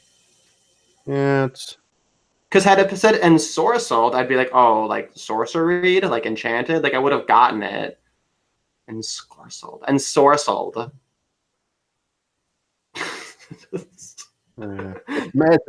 your word of the day. Try to use ensorcelled 5 times today. I kind of like it now. It's kind of growing on me. Deceived, bamboozled, tricked by a stage magician into looking in all the wrong places.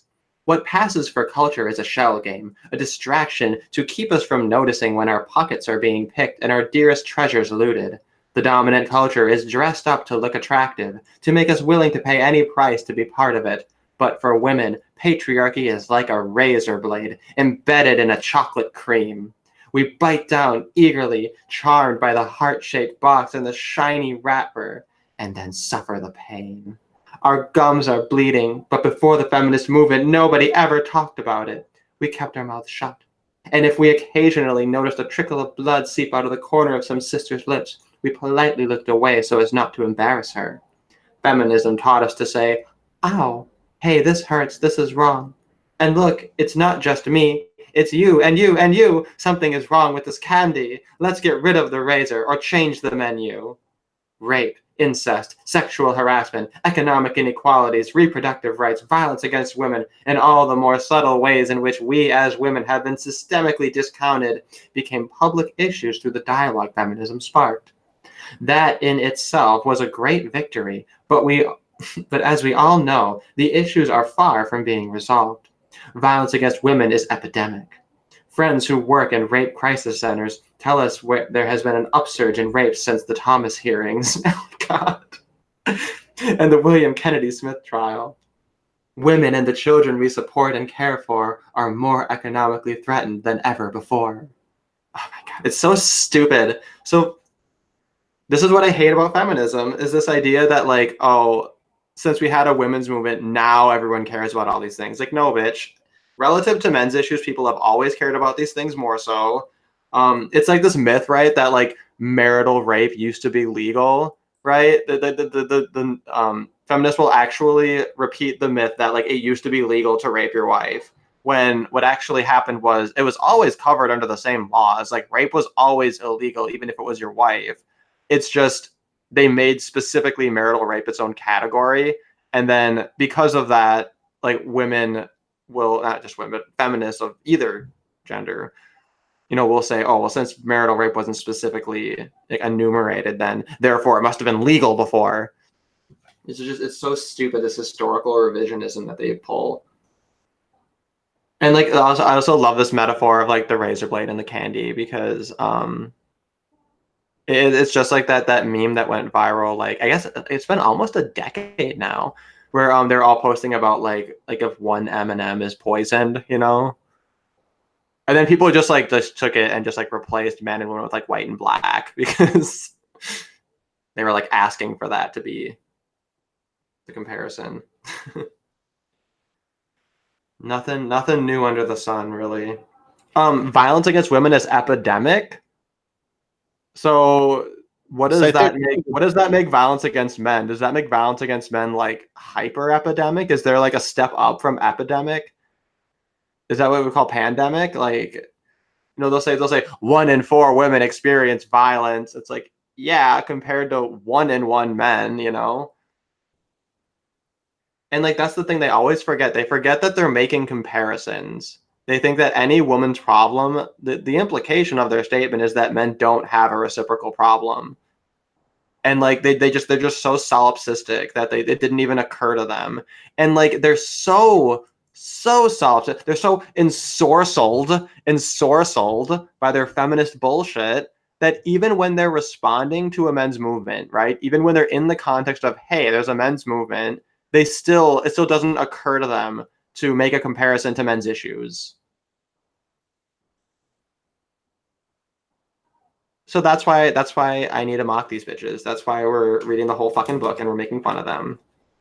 And thank you everyone for coming with me on this journey. Let's see.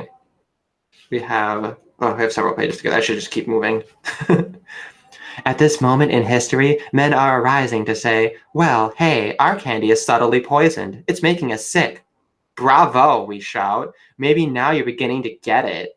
Oh my God. Fucking...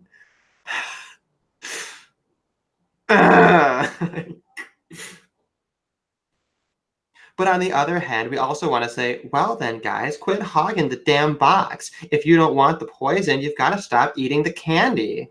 Well, if you don't want razor blades in your candy, stop eating the candy. The same applies. Yeah, she couldn't say that to herself, right? They can't say it to the women. No, the women they're under patriarchy. They can't choose. The men fucking move their jaws for them up and down to chew it, right? But it's like oh well, it's men's candy. Men made the candy and put the razor blades and the poison in it. But they made sure to put like just a subtle amount of poison in their own candy. Well, it's obvious. We all know that women are the ones who have to be like chained in the kitchen and make all the food. So. Well, and it's just like in the chapter I was reading before, question 1 of Hattie Gossett's stupid little quiz was a quote about men literally killing all the men and raping the women, and like the response to that is, oh my God, they just said they're gonna rape all the women. It's like So all the men getting murdered, that's the subtle poison, and women getting raped is the razor blade. It's like this joke where if I become the dictator, I will kill all the Jews and all the clowns. But why would you kill the clowns? See, you didn't ask why would I kill the Jews? A little bit, yeah. But it's almost like if they said we're gonna inconvenience all the Jews and then kill all the black people, and then they said, oh my God, you're gonna inconvenience the Jews, and it's like, well, they also said they're gonna kill a bunch of people, and it's like, but it's I just don't understand why she doesn't stop right there before you lose the channel. She's all about sensitivity and discovery and magic and learning, right, and not being ignorant. And I just feel like this whole retreat into the darkness and into mystery and into magic was just an excuse for not facing reality. That's my overarching theory, I think. All right, well, we'll keep on going. Male privilege is not a hot, sexy topic on the talk shows.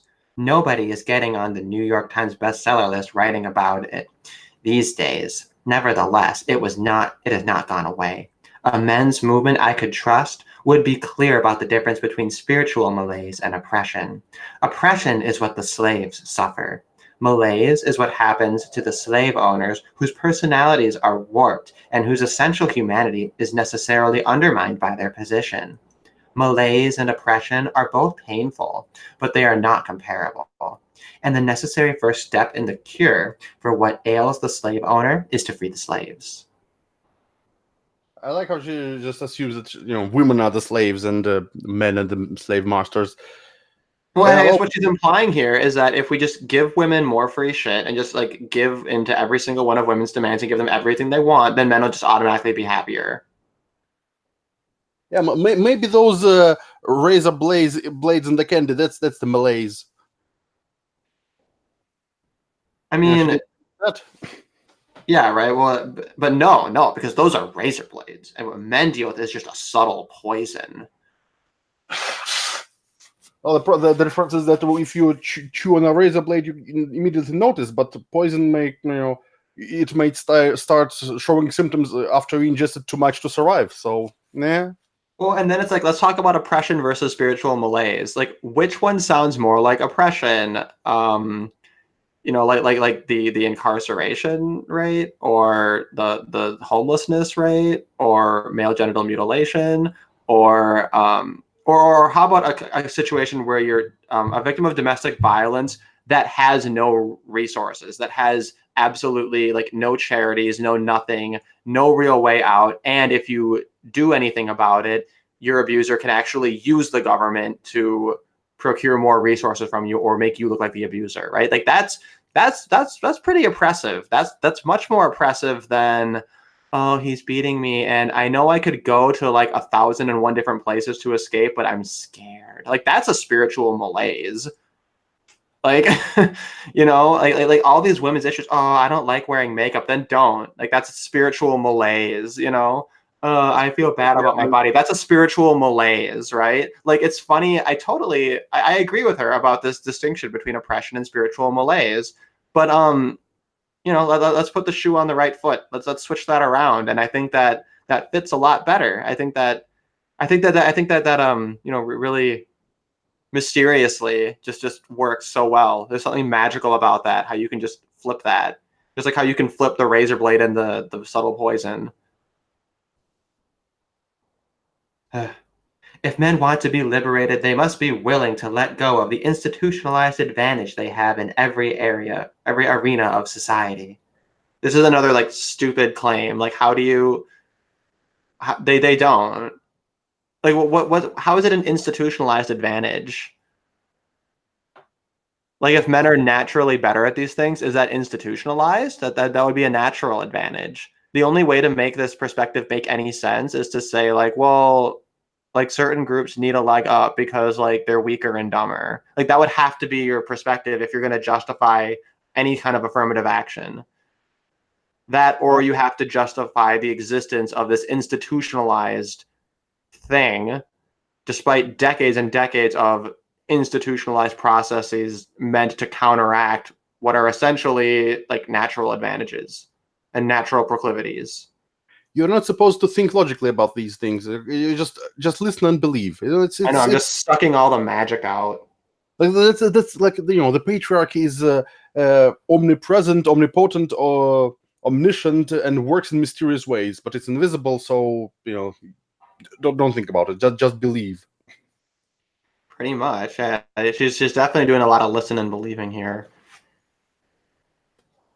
Sometimes this advantage is clear to behold. Higher pay for the same work, for example. No, that's not clear to behold. That's not. This was debunked even at the time of this being published.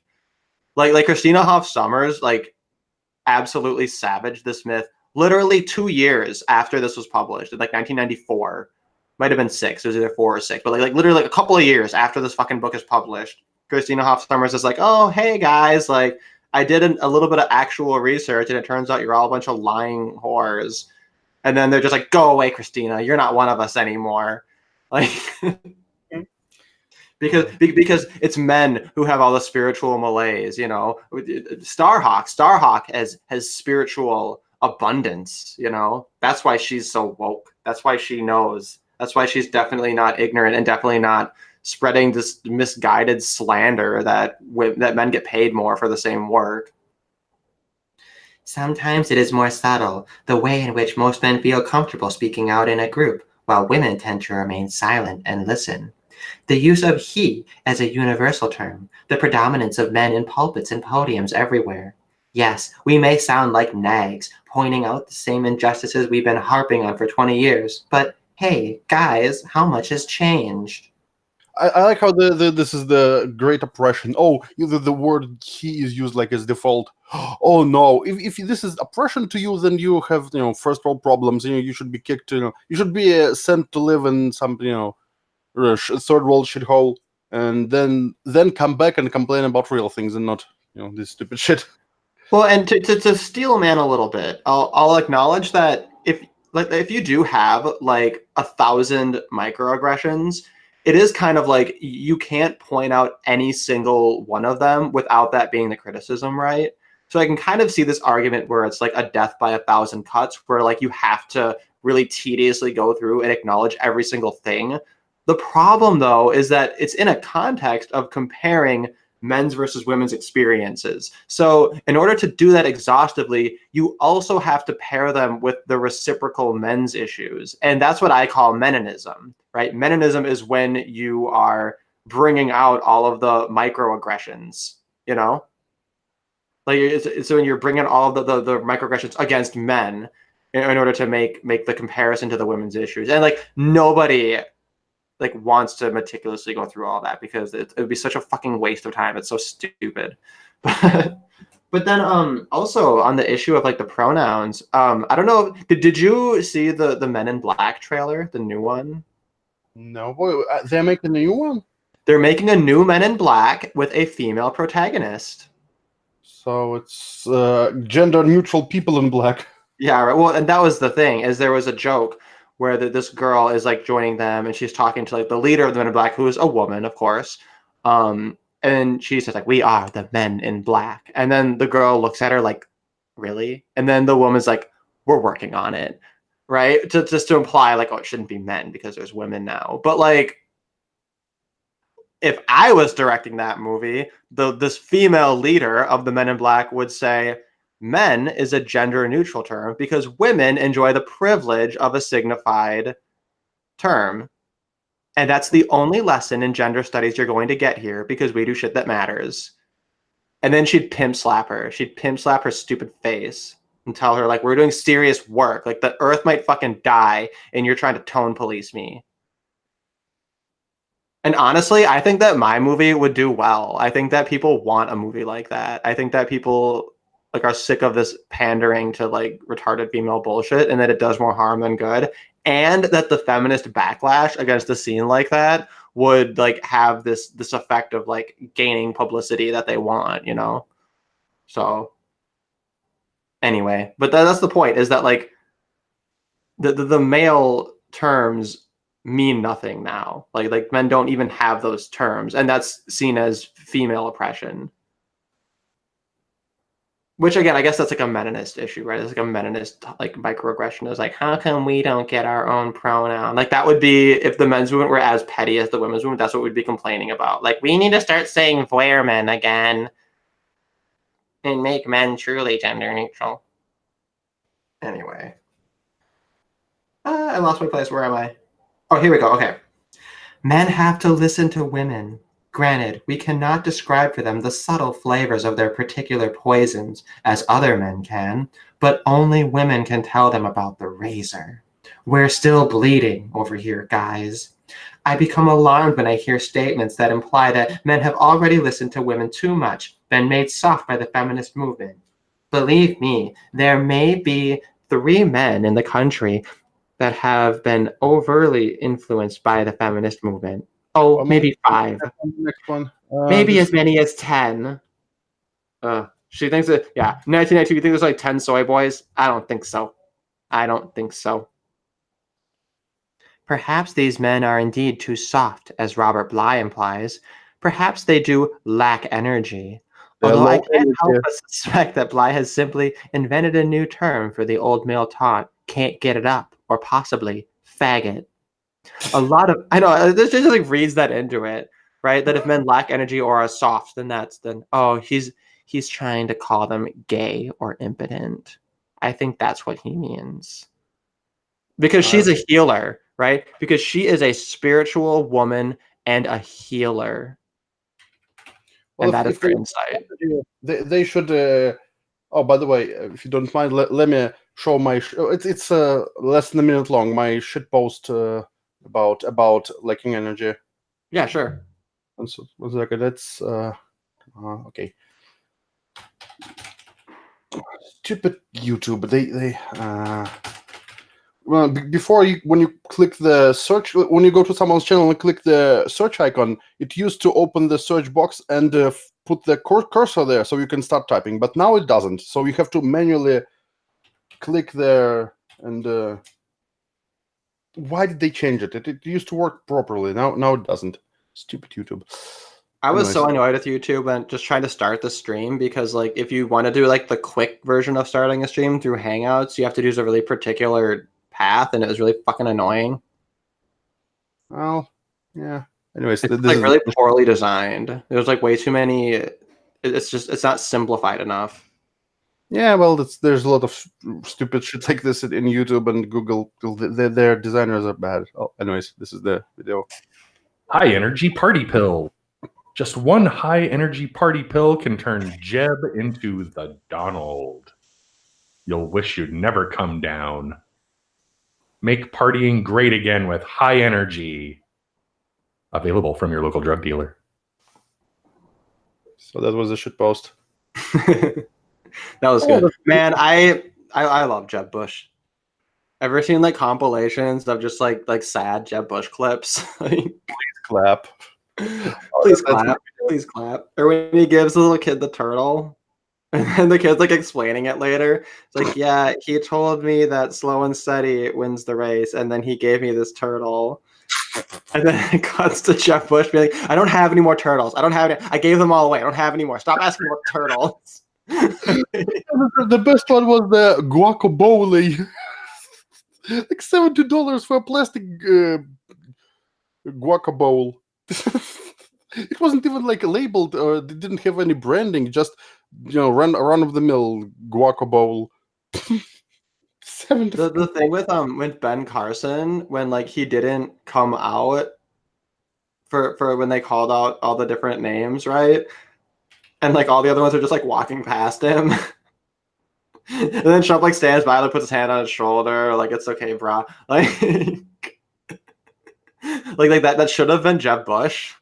In a perfect world, that would have been Jeb Bush and not Ben Carson. But I have this pet theory about Jeb Bush, which is that he would have been the good Bush.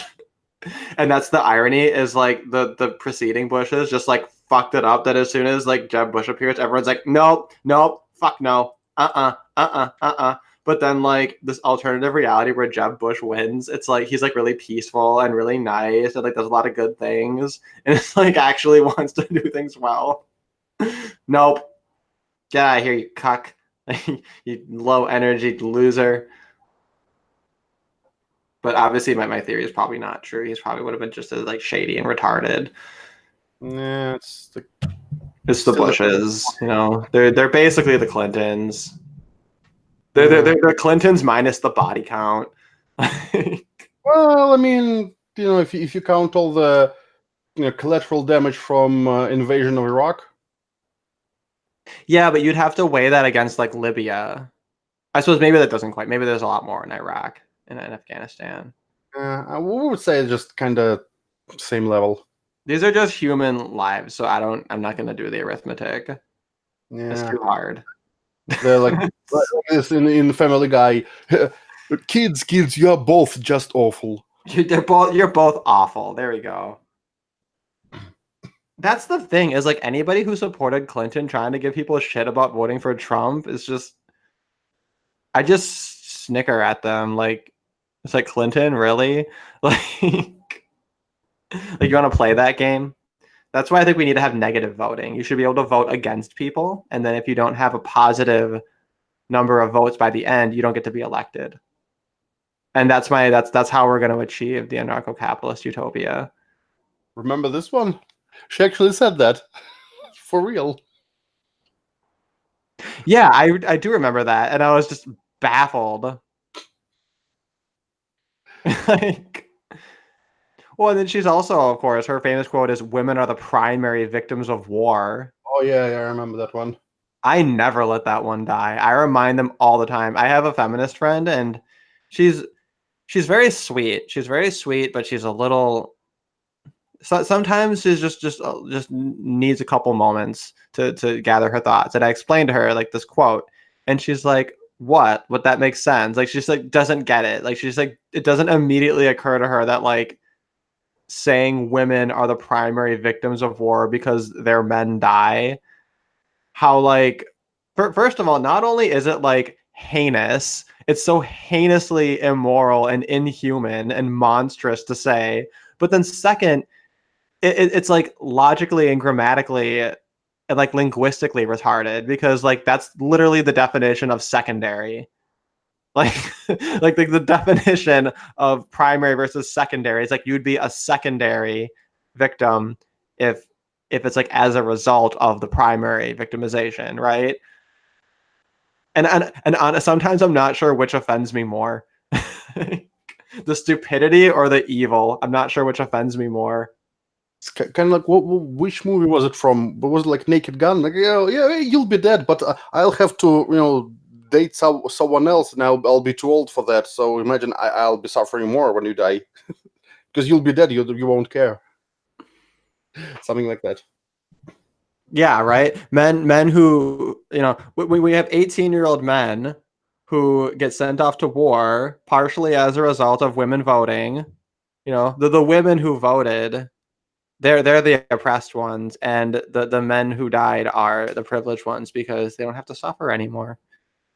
Once you die, that razor blade in your candy can't bother you anymore.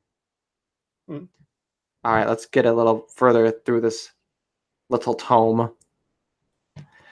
Where are we? Okay. A lot of men I know have been influenced by the feminist movement, for the better, I say, and certainly not overly so. A lot of men are strong allies, good friends, staunch comrades in the struggle. They are not the problem. The problem is the legions of men. Are the legions? Oh wait, no, the problem is the subject. So that is okay. Sorry. The problem is the legions of men who haven't even begun to get it yet, who still have to prove their masculinity by ordering bombing raids or humiliating their female coworkers. The men who make us afraid to walk down lonely streets at night. I know, those are the two bombing raids and humiliating female coworkers. Those are not comparable. Those are very, very different. Like, well, because she's a white Western woman, right? So she's never going to be a victim of a bombing raid. So she has to add in the female experience that's relevant to her, which is being humiliated at work. If ordering bombing raids was wrong, so is she saying that Nazis didn't deserve to get bombed? Is she saying that Hitler was a good boy and didn't do nothing? Is she a crypto-fascist? Ooh, I like that's an interesting but maybe her healing included building a gas chamber in her backyard. Who knows? Maybe she's one of those healers, like Joseph Mengele. That kind of healer. Because you see, here's what she thinks: if you orchestrate a spiral dance large enough, then we won't have war. And the problem is, you don't need bomb raids to stop Hitler. You just need a big kumbaya circle around all of his forces. And it sounds stupid, but that's the way mystery works. And if you deny it, then basically that's the same as putting razor blade in someone's candy. Because she's a healer. Okay? We need to defer to her expertise as a healer. And I think she knows what she's talking about. We don't need bombing raids, and also we don't need to humiliate our female coworkers.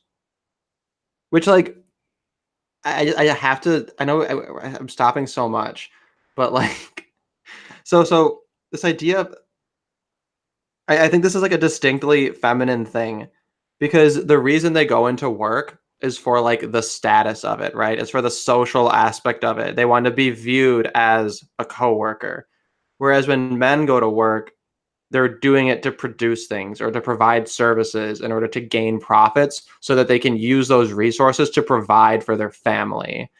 So like the idea that they just go out of their way to sabotage their own business by humiliating a female coworker, like for no reason. Like they've intentionally humiliated them, right?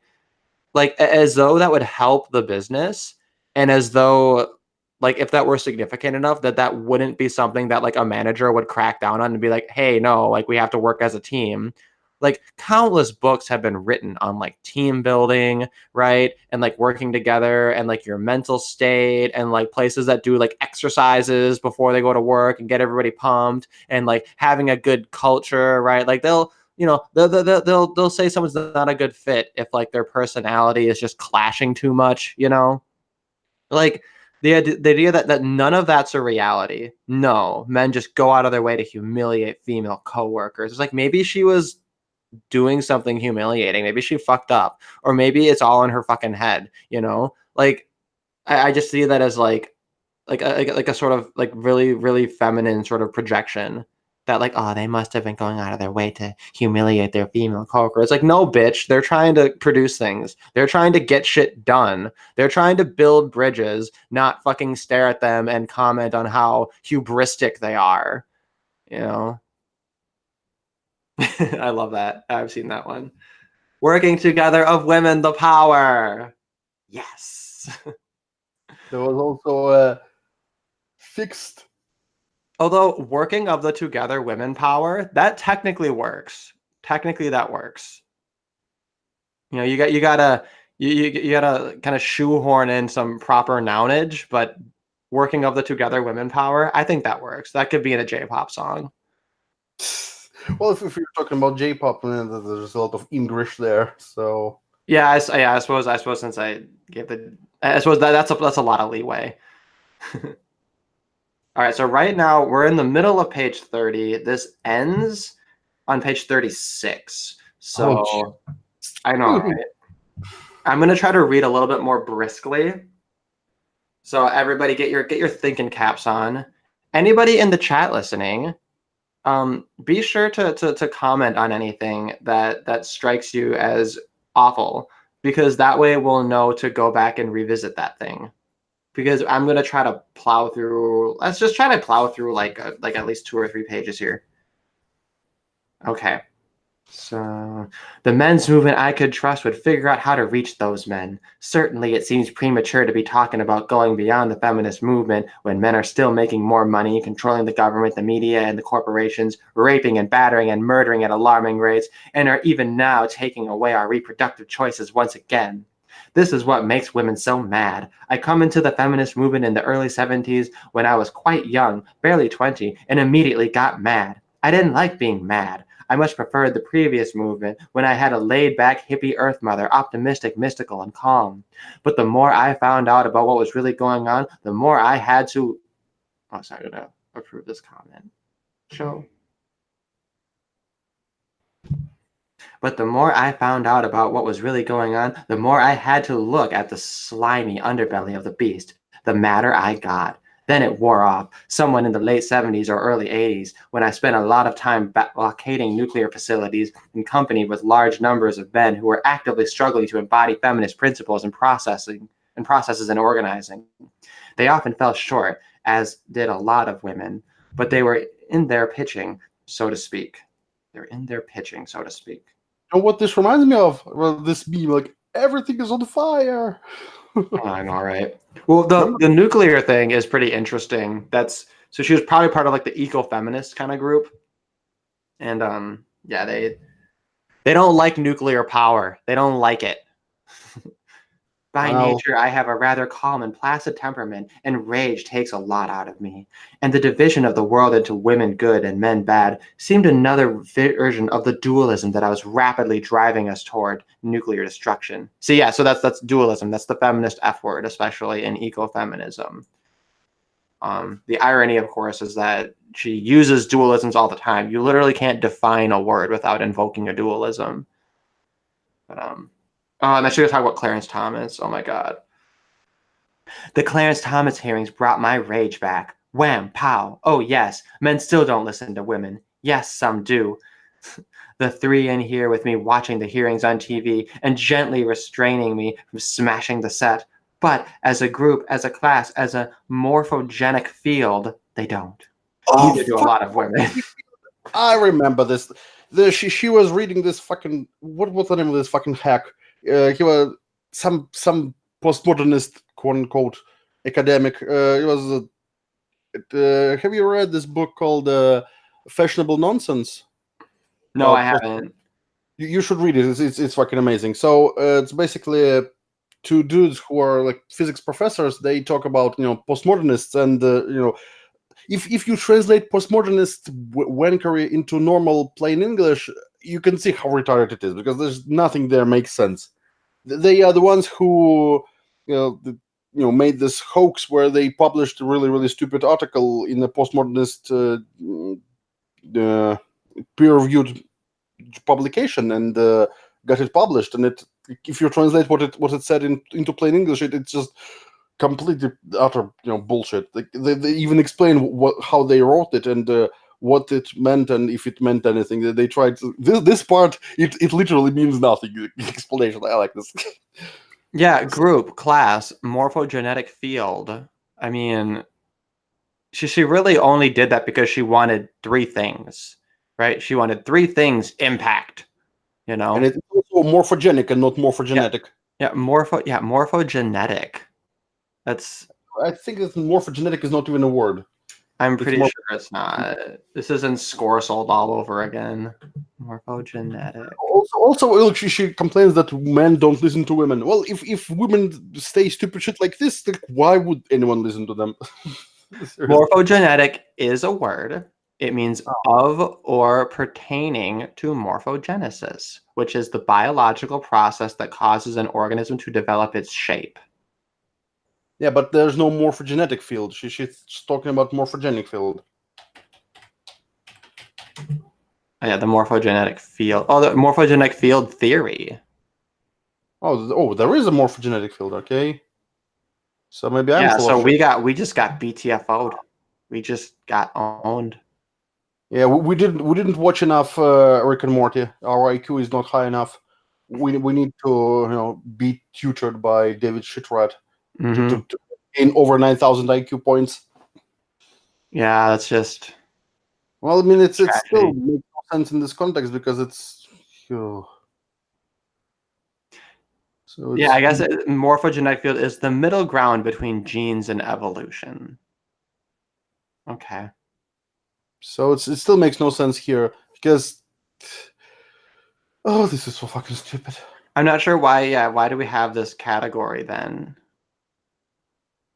I don't know. Well, I'm not. We don't need to go into the morphogenetic field right now. But still, like as a morphogenetic field, that's kind of meaning the same thing as a class or a group. Unless maybe what she's doing is she's covering multiple different dimensions of defining men, right? Because she means men as a class, as a privileged social class, as a group, which would be as an empirically perceived group of men, right? And then, on the morphogenetic level as well. I have a perfectly valid scientific retort to her rhetoric, and it is, how can mirrors be real if our eyes aren't real? Checkmate, feminists. Well, because we're all trapped in our own conceptual frameworks, right? Nothing that we see is the reason that we're actually blind. That's just. How can privilege be real if it isn't real? Yeah, I can be woke as Jaden Smith if I snort the thin powder. I hope that they remake this book. I hope they try to remake Women Respond to the Men's Movement like 2020, like 20 years after. They will be too busy reading at re-election of Trump. Actually, no, fuck it. I'll make that book. I'm gonna collect all their shit and I'm gonna make a book.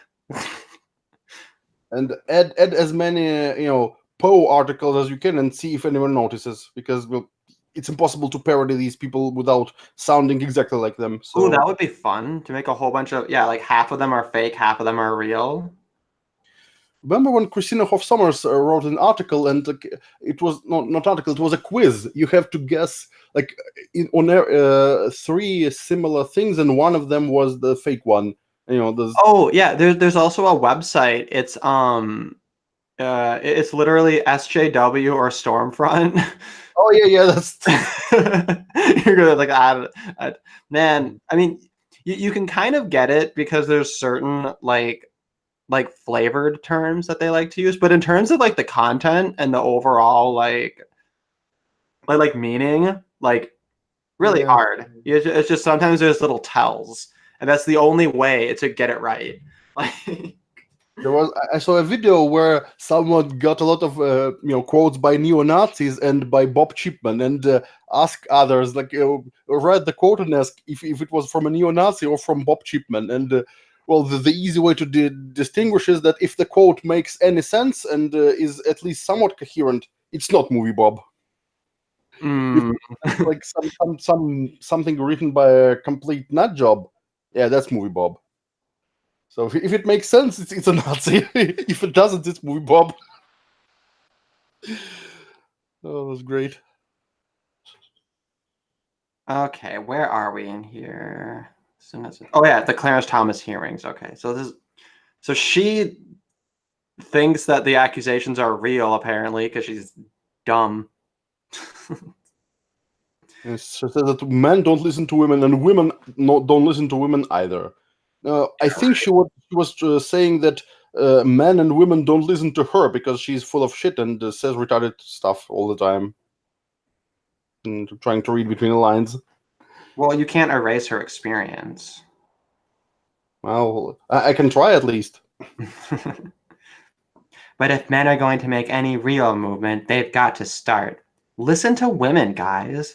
Listen even to our rage. Yes, I know we don't look very attractive with all that blood on our teeth, but if you don't listen, there aren't things you need to there are things you need to know that you will never find out. Don't take it personally. Don't defend yourselves. Just once in a while, shut up and listen. And while we're on the subject, stay out of the limelight occasionally. Don't always be the first to pronounce on every topic. Don't dominate every arena of public discourse. It's not that we want you to be perpetually silent. It's just that we want you to occasionally listen first before you speak. Just listen. And if once in a while we aren't talking to you, if we write a book that focuses on women, or make a film that interviews more women than men, or have a conversation in which men aren't mentioned, that's okay. It might be a healthy counterbalance to our 5,000-year fixation on men and men's affairs. It doesn't have to threaten you. It doesn't have to do anything to do with you, really. You're big boys. You don't need mama's attention every moment, do you? Well, who the fuck says that? Was there anyone who seriously said that if you interview more women than men, it's bad or something? Like, where does she get this stupid idea? Yeah, I don't think that ever happened. I'm going to call bullshit on that for sure. Well, and then this idea that because men are in power, men's issues were addressed. They weren't. If you have any grasp on what's actually gone on with men's issues and actually compare them, like, that's demonstrably not true. You know? And so she's just assuming, oh, well, men's issues must have been addressed because men are in charge. Because when women are in charge, women address women's issues. But no, like, both men and women prefer to talk about women's issues. That's the issue. Well, she's a stupid bitch who believes that magic is real, so of course she will say stupid things. Yeah, we did set a pretty low bar, so Yeah. definitely some magical thinking going on. That's part of what I mean by being willing to relinquish male privilege. Feminists don't want men to feel guilty, unless, of course, they've done something to feel guilty about. Okay, feel guilty if need be for what you do, but never feel guilty for who you are. Some woman gave birth to you, shaped your male body inside her. Honor her by taking pride in yourself. But be responsible. Show some solidarity with us. And hey, guys, really, it's a good deal for you when you consider what you've been paying for patriarchy. Every mother of sons knows that the price of male privilege is the body bag, the paraplegic's wheelchair, the shell-shocked veteran's nightmare. A portion of each generation of sons are sacrificed to secure the superior status of surviving males enjoy. The big secret, guys, is not something you have to steal from under your mother's pillow. The big secret is that old men will try to kill you before you grow up. The reference, the secret is not something to steal from under your mother's pillow. That's a reference to Iron John. I I That's a reference to Robert Bly's poem. It's part of like the story he's telling of it. Because at one point he steals something from under his mom's pillow before he like runs away, and it's like a MacGuffin. It's like a big part of the plot. But that's anyway. We don't have to go too far into Robert Bly. But did I? It's like, well, am I missing a page? I think I'm missing a page. Every mother of sons, and then is 30 it missing one from 33? No, wait. Actually, I have 33rd, but in Malays, how can? Oh, wait.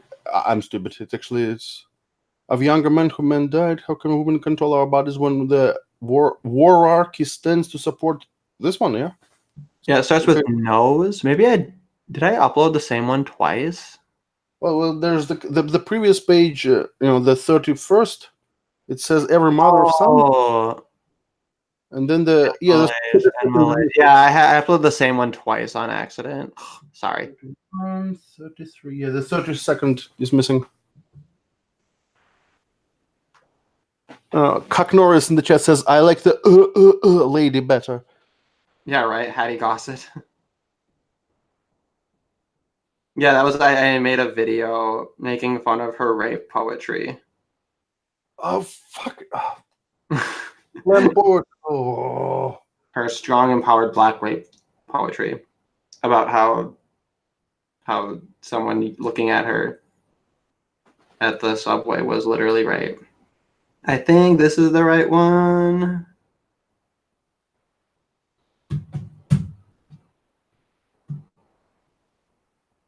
No, is that the yeah, that's it. Blech. So, yeah, that's this 32nd. Let me save it real quick. Oh, oops, sorry. Save image as, and then okay, rotate counterclockwise. Oh, that's the one. Knows that the price Hattie Gossett is funnier to make fun of, but like Starhawk, she's kind of more interesting though, right? Because she still kind of toys with and plays around with different concepts. So at least it's kind of like a game with her. Like you can kind of like see that she's like trying, sort of. Whereas like with Hattie Gossett, it's more like I'm a pissed off black lady and I'm gonna start barking at people, right? Like there's not even like an intellectual like spark, it seems. Whereas with Starhawk, like at least like she's trying to kind of toy and play around with concepts. She's just like completely missing the mark because she's just so ignorant. The problem with men is not, as Robert Bly suggests, that the male initiatory process has broken down. The problem is that it's working all too well to shape young boys and girls into the type of men and women required by a society dominated by war. If you doubt that contemporary American culture is a war culture, consider our federal budget for a moment, or consider how schools and medical care and social programs are drastically cut while money is easily found to decimate Iraq. Or take a look at the offerings on television on any given night and note how many deal with one sort of war or another: foreign wars, Star Wars, police wars. Note the rhetoric of our politicians, left and right, from the war on poverty to the war on drugs. Okay, and this thing about the federal, like the military spending is retarded. Like if you factor in Social Security, then no, we spend way more money on like welfare programs than on. Well, at least she has the right idea that the U.S. overspends on military because well, I almost said that it's not at war, but given that since Clinton's and until this day, U.S. is in perpetual state of war, so guess that kind of explains it. But that's a problem of money and power, and Eisenhower talked about that, the military-industrial complex and all that stuff, and it's kind of. It has nothing to do with patriarchy or toxic masculinity or anything. It's just money and corporate interests. Because if a corporation can spend like $20-30 million because they will, if they get a contract for several $billion, those 30 million just it's nothing. And for a politician, 30 million it's pretty good sum. So yeah, that's kind of how it works. And there's. No, yeah, and that's all fair, but it seems like she is under the delusion that like just being anti-war is going to stop any of that. And of course, she thinks that it's like patriarchal in some way. If you want to get rid of that, I mean, corporatism is kind of the vein into that tumor, you know. But you know, she's a leftist, so she's not going to do shit to fucking stop corporatism. Yeah, because the thing is that corporations have a lot of power and money, and you know, eco-feminists are laughed at even by other feminists. So yeah, good luck with that. You know, based on this next part, I wonder if Obama solved the problem. Because she writes, war requires soldiers, not mythical warriors, independent, self-sacrificing masters of strategy, not a warrior in service to a true king, that is, to a transcendent cause, not inner warriors or archetypical warriors or spiritual warriors, but soldiers, weapon-like, obedient to their handlers, and unthinkingly, unfeelingly brutal to their victims. You know, because Obama is all about the drones. So I guess that solves that problem. So we can Well, be I mean, pro-war as long as we use drones drones. Well, drones are the perfect warrior, the perfect soldiers, because they're weapon-like, because they are weapons, obedient, because it's a robot, unthinkingly. Yeah, drones don't think, thankfully. Yeah, brutal to their victims. perfect. War requires hierarchy in which those lower on the rungs are not self-acting but obey their superiors even at the cost of their own lives. The bodies of young men are disposable, especially if they do not come from the dominant races or classes that have ways of protecting their own. See, that's the thing. So she almost acknowledges male disposability, but she has to immediately shoehorn like race in, because then she's too close to actually addressing a men's issue, so it has to immediately become a race issue. This always happens with feminists. They can't acknowledge a men's issue unless it's a gay man's issue or a black man's issue. Yeah, it's like they have to be intersectional or else it doesn't count.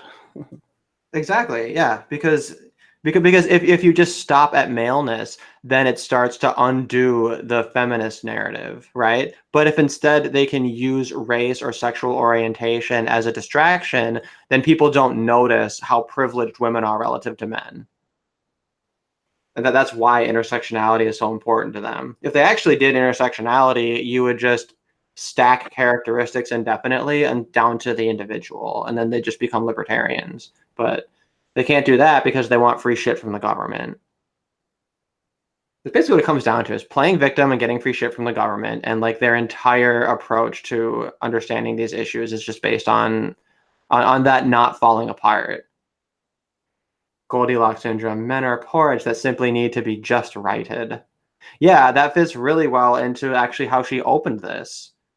Talk about they need this and that, and you know, I'm not, maybe Felix is listening a little bit earlier on, because I'm wondering if that's what that comment's referring to. All right, we'll keep on trudging through. War requires hierarchy, the bodies of young men are disposable, and war requires women who are passive, who serve as sexual prizes and breeders of new generations of soldiers. In a wararchy, the bodies of young men and all women are at the disposal of others, to do with as they will. We do not own ourselves. For women, the harsh truth is the razor. For men, the poison. Do you see that? The men dying is the poison, and the women getting raped is the razor. Like, I mentioned that as kind of a joke, but now she's literally putting that right here. In the candy of civilization. Sorry, are you going to say something? No, just I like how she's just implying that like all women, like even on the Victoria side, they have to reproduce. Like, nobody is forcing you to have children, you fucking bitch. Well, yeah, especially at the time of this being written, you know, it's. I wonder if she even has kids. In fact, I would like feminists not to have children ever. By the way, I'd prefer that too. That's the strongest pro-abortion argument out there, is like, why would you want these people reproducing? Yeah, but by the way, this is one of the reasons why I'm strongly pro-choice, because the kind of women who get abortions, you wouldn't want them to reproduce anyways. So it's like, this is like eugenics, but voluntary eugenics. So yeah, so she is married, but I don't know if she's ever had any kids. She's from St. Paul. I mean, she was born in the same city I was born in St. Paul.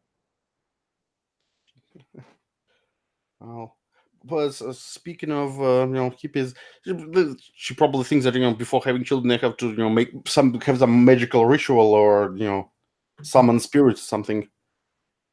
It's so sad that there are so many stupid government regulations. You cannot have a rifle that has more than 3 rounds to hunt ducks. You cannot kill hippies on sight. Like, why my is this God. authoritarian? Just let people hunt them. Like at least give one open season for hippies. Just seriously, and the world will become a better place immediately. I wish I had thought to do this earlier. If you go to her official website, starhawk.org, just look at her banner. It's amazing. Banner ever. Mad respect for this banner. Starhawk.org. Okay, let's see. Oh, for fuck's sake. No, I don't want to. Man, like I wish I were stoned when I had discovered that, because then it would have been such a more like fulfilling experience. I love it. I want to remake her banner. I want to get a scarf just like hers, and I want to remake this banner of me. Is she bothered that Starhawk sounds like Starcock? No. You'd have to change star or something that rhymes too, like morecock. I don't know. My cock is a But yeah, star. anybody check out starhawk.org. This is who we're dealing with. She's the UCLA graduate and a real heavy hitter. Regenerative land management training program. Oh, it's about it's about farming. A virtual Beltane love ritual. Oh. The 5th sacred thing is now in an audiobook. Oh. Film and video schedule about goddess pagan writing, donate, blog, contact, permaculture. Oh, it's like why do I even try to do anything when I can just become a witch? I was gonna become a witch now. meltdown strategies. Oh, I'm actually changing my YouTube channel. I'm now a witch. I'm gonna be a witch producer. I'm gonna make witch. I'm gonna be the anti-feminist witch. Burning Man 2007. Told you she was doing drugs. I mean, come on. Every time we talk about this, I was right. I was right about Burning Man. I was right about drugs. Oh.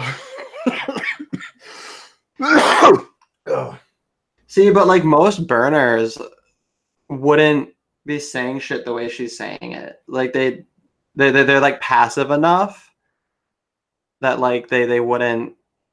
I don't know. But yeah, she's exactly Burning Man flavored. Well, I went to Burning Man a couple of years ago. It was really fun. It was a really interesting place to be at. There's a lot of cool stuff there. You get from it whatever you want. So if you go there just for like spring break party time, you can have that, but that seems kind of pointless. So like there's a lot of like really cool like sculptures and art and shit people make. Like you can find all kinds of neat shit there. Well, I'm telling you that all those sculptures and art and other stuff looks like 10 times better on acid.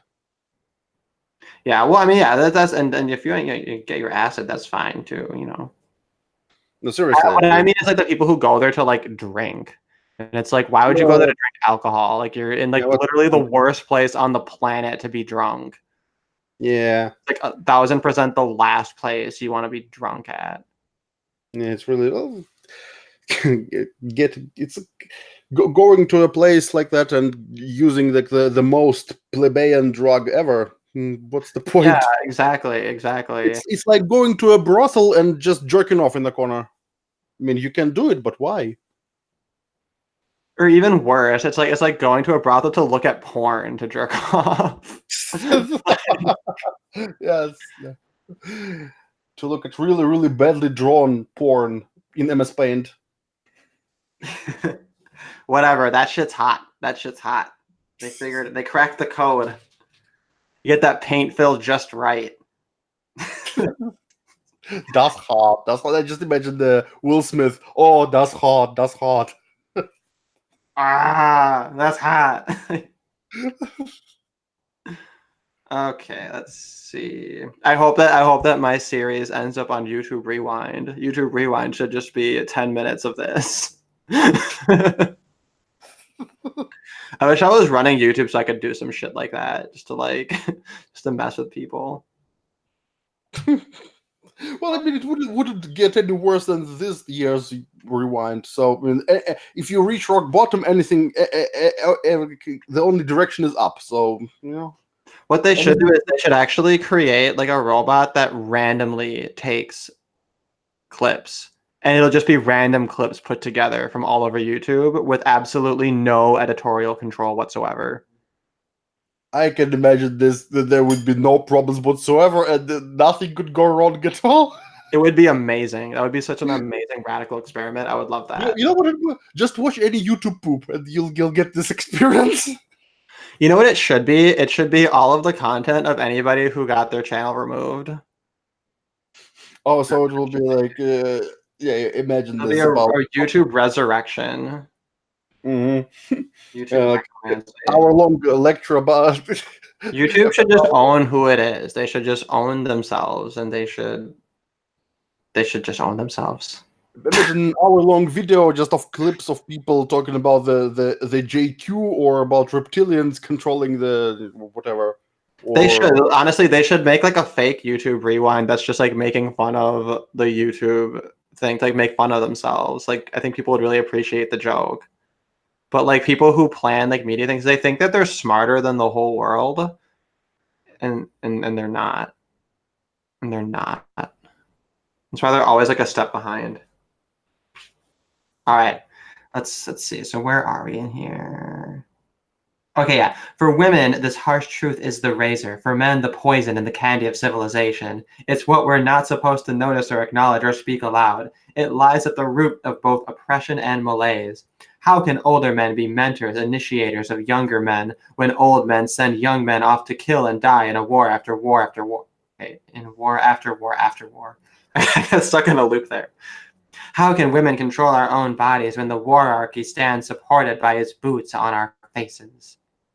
A men's movement I could trust would face the issue of war clearly.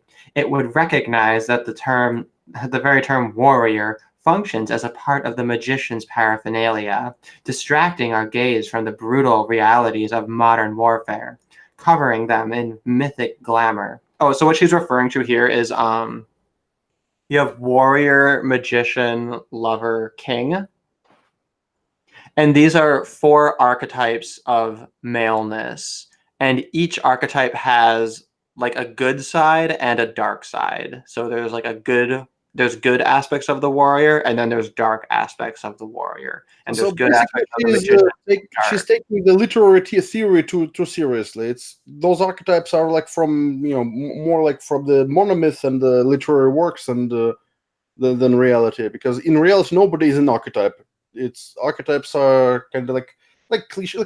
It's a piece of the writing, so you have to. Well, that's the thing, is that within that approach, they acknowledge good and bad within all of these, and it's 4 different ways of like understanding aspects of masculinity, and the idea is that they should be like in balance. But she's saying, no, fuck warrior. We just shouldn't have warrior. It's all bad, right?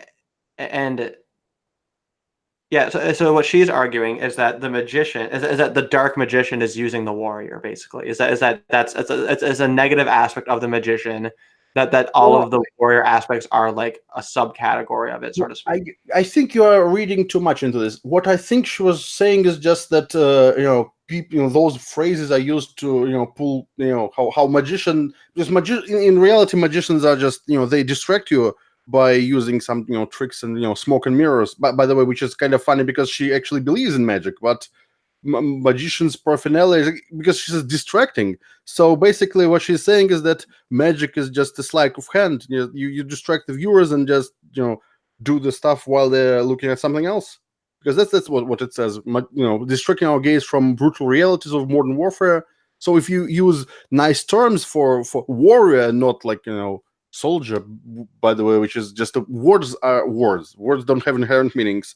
Words mean whatever people decided that they mean. Because you can call them, instead of warrior, call them, blum blum. It doesn't matter just what you call them. It's still the meaning of the word. What matters, not the what sounds you make with your mouth when you mean these things.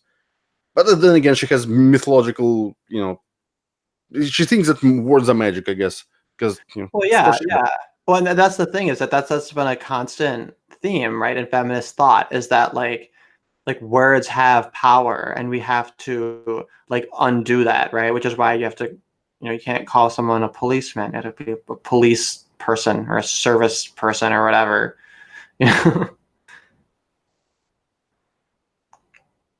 Okay, but yeah, so she wants to, but she's referencing those archetypes, and she's taking issue with the fact that one of them is called warrior. She thinks that this is what perpetuates war, and like, really, a lot of what perpetuates war are female demands. There's this feminine hypergamous demand for more resources, and that's the driving character, like the driving aspect of war and of scarcity. Oh, by the way, I just noticed how retarded it is when all nuclear weapons have been banned worldwide. You know what? If you ban something, it doesn't magically just get poofed out of existence. Oh my god, is that what she's saying next? Is that where we're going? Yeah. Because you know what? Drugs are banned, and yet you can, if you know the people, you can get whatever you want. Well, because she's a magician. She's a witch. So when she sees the word banned, she thinks it means like actually banished.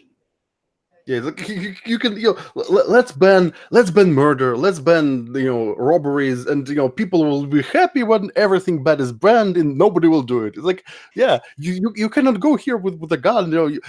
No shootings will ever happen in a gun-free zone, because, well, you need a gun to shoot, and if it's a gun-free zone, well, nobody would take a gun there, right? Of course. Huck Norris wrote, don't anarcha-feminists or primitivists and other radfems idolize ancient cultures with no customs for establishing paternity. It just seems like a ghetto episode of Maury Povich, the patriarchy versus Povich-riarchy. I mean, I think so. I'm not sure if that's absolutely the case, but it's definitely, some of the cultures are like that. And I think the idea is that everything is like communal, right? So that way you don't need to establish paternity, because everybody just takes care of everybody, and that's just how it works. Everyone just takes care of everyone. The irony, though, is that with Maury Povich and like the use of like basically they're using it to trap the man into the patriarchal responsibilities. So I guess that makes it matriarchal, since it's women picking and choosing like when they want those resources. But at least with Maury Povich, like they're nailing the guy on like the DNA test, I don't know. Let's see. That's the irony, as compared to like cucking a guy, like being a whore and then going on Maury Povich and then finding the real father and like making that the thing. That's like a step up morally from women who cuck men. Which, like, just try to wrap your head around that like the women on Maury Povich episodes are like morally superior to like a lot of women who like lie about paternity. That there's like depths of evil that like go below that. Anyway, if only we could have Maury Povich levels of morality across the board.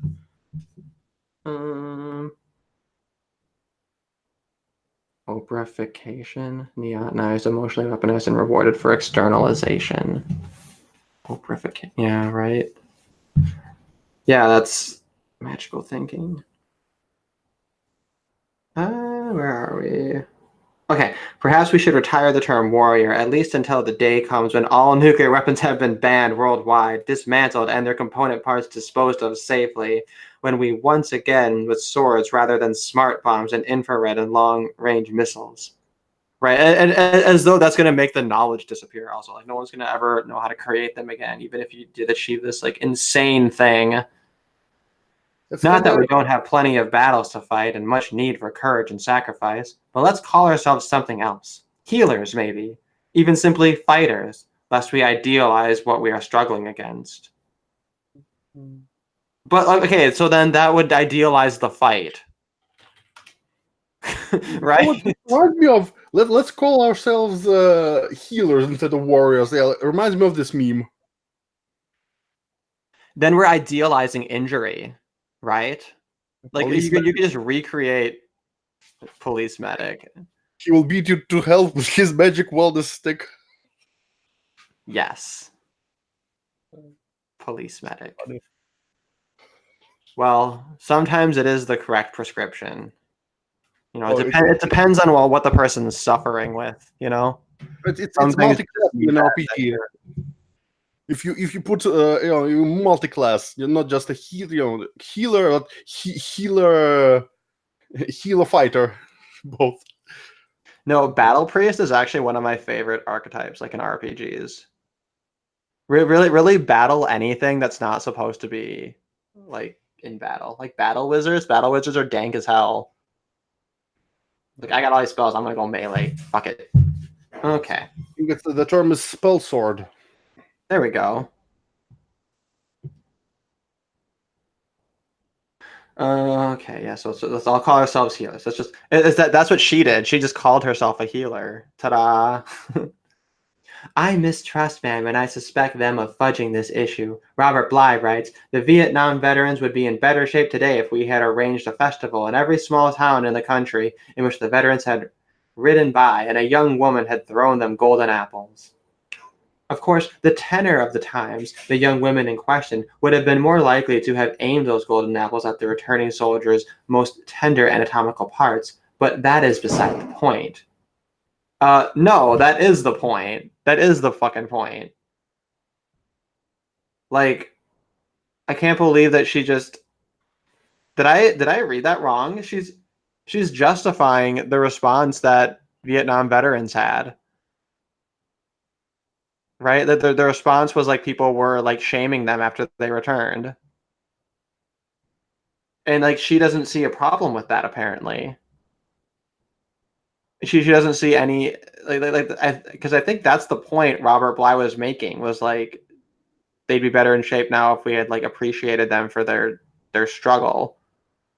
And she's saying, but they wouldn't have. That wasn't what they wanted. Yeah, of course. Like women have agency. That's the fucking point. They could have reacted a different way. And of course that wasn't necessarily gendered. Of course it was a lot of like men who were shitty about it too, but unbelievable. Bly acknowledges that more Vietnam vets have committed suicide since the war ended than died during it, but this is not because of our failure to provide an appropriate ritual. It is because we sent young men out to risk their lives for ends that were not their own, deceived them into thinking they were fighting for values when they were fighting for profits, and gave them unbridled license to kill. Recently, it has become fashionable to apologize for the lack of esteem, and it has become fashionable to an honor in which the veterans of Vietnam were held, and certainly our country has treated them shamefully. Okay, so she does acknowledge that a little bit. So maybe that's well. She's correct that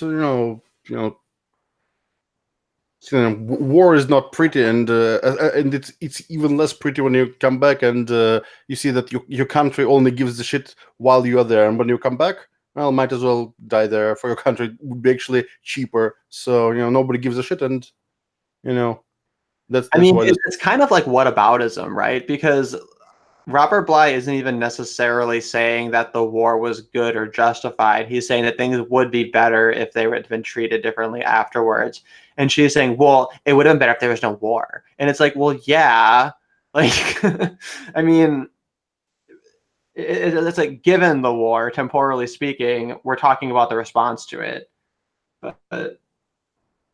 But the lack of parades and celebrations reflected a more realistic response to what our soldiers had actually done over there. The bombing of villages, the dropping of napalm, the massacres of civilians, compared to the sickening displays of pseudo-patriotism after the recent Gulf War, during which our boys bombed fleeting troops who had no escape and buried enemy soldiers alive with bulldozers. Our response to the Vietnam War seems remarkably sane.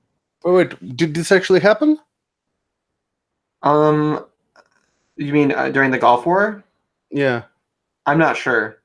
I'm honestly not sure. If it was like common knowledge, wouldn't they be prosecuted for crimes against humanity? Because it's kind of, goes against every single, treaty international. Because if it actually was uncovered and I've never, I would probably have heard about this. See, Iraqis buried alive, U.S. attacked with bulldozers during Gulf War ground attack. So there's something to it. She's not just making it up. See, this is from a 1991 article.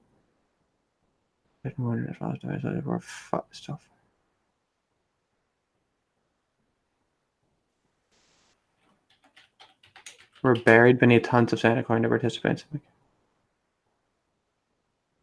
We went through there. Other than the ones who surrendered, there wasn't anybody left.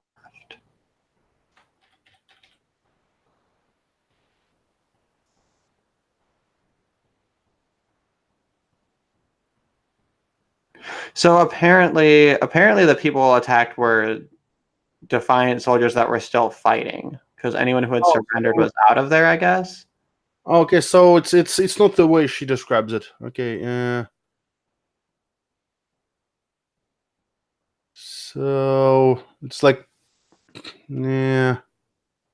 Well, it's not like the way she describes it. So she makes it sound worse than it was. Yeah, because she makes it sound like they were like in retreat or whatever. Or yeah. Yeah, I don't. But also, it's like, I mean, war is hell, and like you should use whatever means necessary to end the war as quickly as possible. Like using like a slow, drawn out method just because you think certain things should be off the table isn't really ultimately that humane. We said only 44 bodies were found. Yeah, and also it says, like, I know burying people like that sounds pretty nasty, but it would be even nastier if we had to put our troops in the trenches and clean them out with bayonets. Yeah, exactly. Right? Like, pretty. Yeah, in the trenches, you know how in the First and Second World War, well, trench raids, they were armed with clubs and spiked, just a piece of board with nails in it, or just a big bolt from a tank or something, just to hit someone on the head. I wouldn't say it's much better than just plowing them with a tank. So it's never pretty, but it's yeah. Yeah, but so the point she's getting at is better we should have rituals of collective shame and mourning for Vietnam, for the Persian Gulf, for every declared and undeclared war we have financed or fought in or manipulated into being around the globe. Rituals where we stand in the road and tear our garments, heap ashes on our heads, and scourge ourselves to say to our returning soldiers, we are ashamed. We failed in allowing you to be sent there. We betrayed our highest ideals in what was done there. We share your guilt. Never again. Never again. And this will just stop politicians from declaring wars in the future, right? Yeah, like as if they'd give a shit. I mean, I guess you can make the argument that maybe they won't get elected if they're pro-war, but thinking about the anti-war left, if that's taught us anything, they fuck up as soon as they get whatever side they want. Like as soon as they get their guy elected, they don't really care if they are a warmonger. It's funny how Obama promised to stop wars and remove troops from Iraq, from other countries, and did he fulfill his promises? Nope. He started more wars, so he was just like second W basically.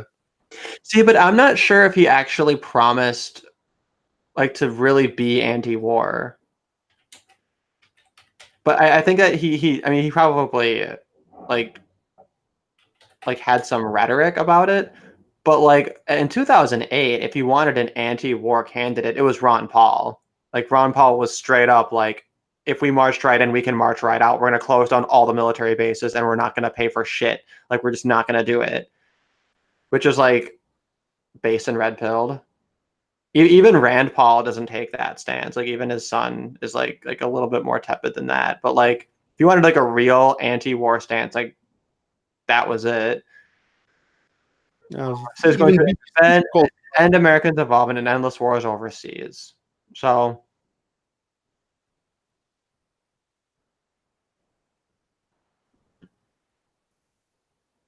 Yeah, and he had did like his timetable strategy and everything. It was just bad news. Okay. We're actually almost to the end of this. So we'll see whether knowledge our healer has to bestow upon us to ensorcel us with. I trust the men I know who are clear about war, and I do know many who are, who have refused to take up arms, who have risked their bodies, along with women of commitment and courage, to stop nuclear testing or prevent arms from being shipped. If there is to be a men's movement I could trust, I would want to know what it is going to do about war. Because, hey guys, you could end it tomorrow by simply refusing to fight in it. There's the solution. Just refuse. Just everybody refuse. If just everybody just does the right thing at the same time, then bam, there's no more war. Congratulations. I'm just gonna clap. Where's her fucking Nobel Peace Prize? Thank you, Miss Healer. Thank you.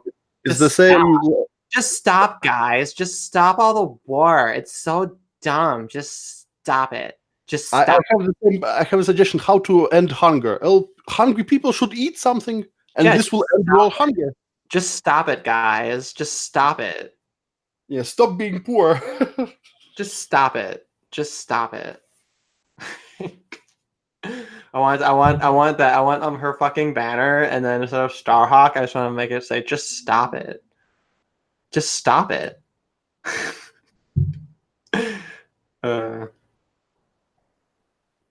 The coup in Russia failed because at strategic moments, the men with tanks and guns said, "No, we're not going to do this." They said, "Just stop it."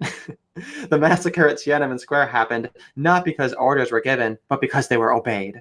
Yes, women are now in the military, although not yet officially in combat, and both women and men were among those who resisted the last war, refusing assignment to the Persian Gulf. But the overwhelming majority of troops worldwide are men.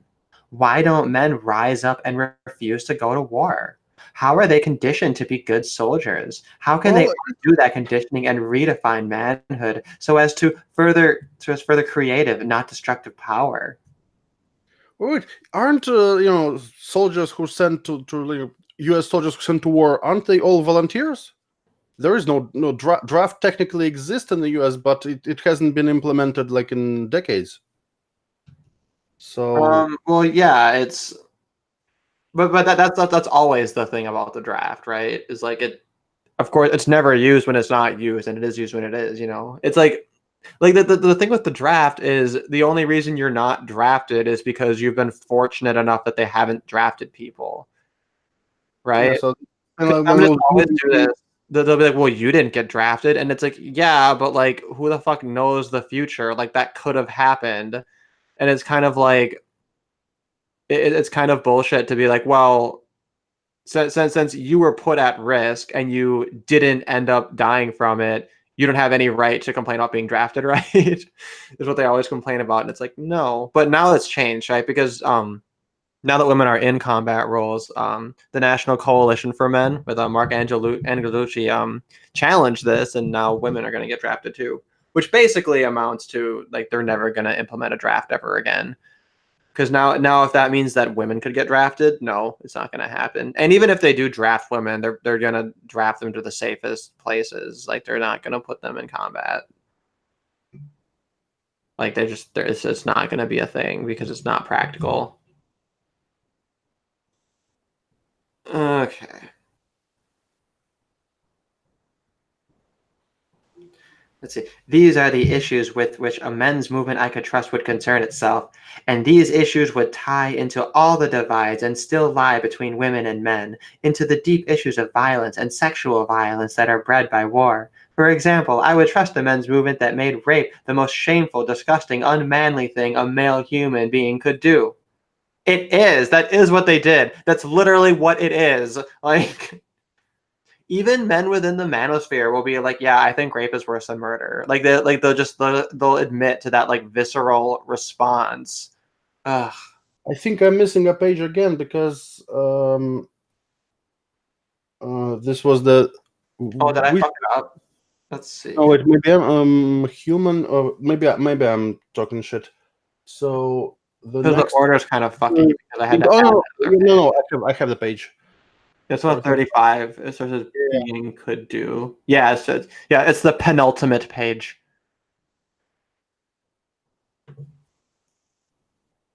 Some men do feel this way, and perhaps they can re-envision male sexuality, grounded in a body that can come fully alive only when it is no longer an extension of a weapon.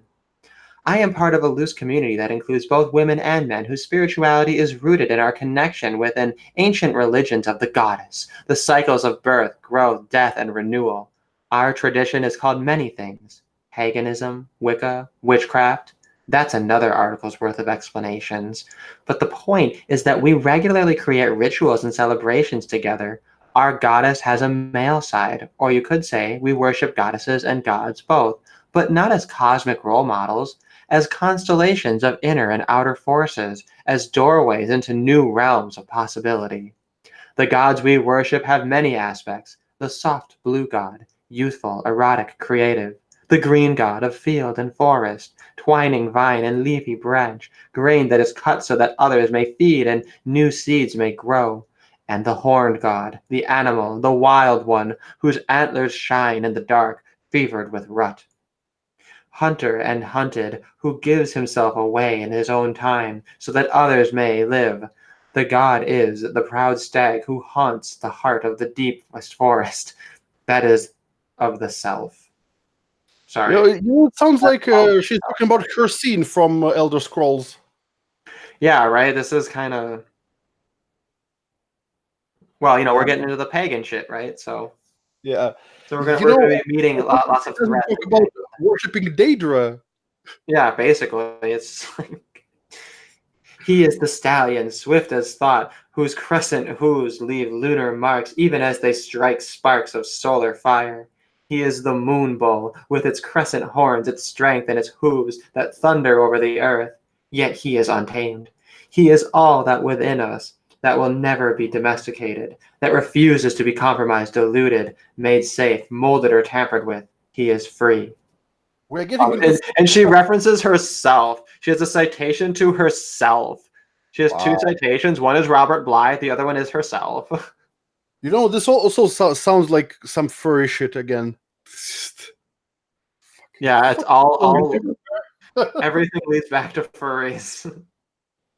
That reminds me, I had a friend link to that article, The Furry Phenomenon Characterizing Sexual Orientation, Sexual Motivation, and Erotic Target Identity Inversions in Male Furries, which I keep the tab open because it's kind of an interesting to look through, but like, I don't know, my brain is melting a little. But we're in the end stretch here. But this would be something that would be funny to like go through. Yeah. I have to like do a little bit of a crash course on how to read these kinds of articles and stuff because I forget like what the variables and stuff are called. Like I know that N means like the sample number, and I don't remember the other ones. I don't do hard sciences or even like the harder forms of the soft ones. It's too much. There are like a lot of statistical terms like dispersion. Like if you have a set of results, how tightly those results are packed. If it's high dispersion, means that it's hard to spot a trend because the results are all over the place. Right, like they're scattered almost. Whereas if it's like a higher one, then and that's the thing is like I feel like so much of the soft sciences is just dumb shit arbitrarily jacked up a level of abstraction for no reason. To a lot of it because it's so easy to explain usually. Usually it's like just a couple of sentences and you're like, oh, that's what that is. Whereas like with the harder sciences, it's too technical that you actually can't really do that. Like you actually have to have like a deep and thorough understanding at every level for it to make sense. Whereas with the soft sciences, like you can kind of see how it just bullshits down a degree and then makes sense. Yeah, well, you know what they say, soft science is like soft dick, not very useful. Yeah, right. Intuition, emotional engagement. Yeah.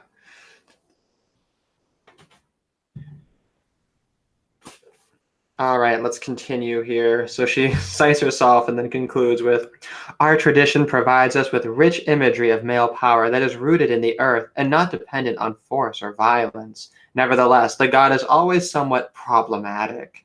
When we create our big rituals, we easily find goddess invocations that everyone loves, but often have trouble coming up with a song or poem to a god that everyone can embrace.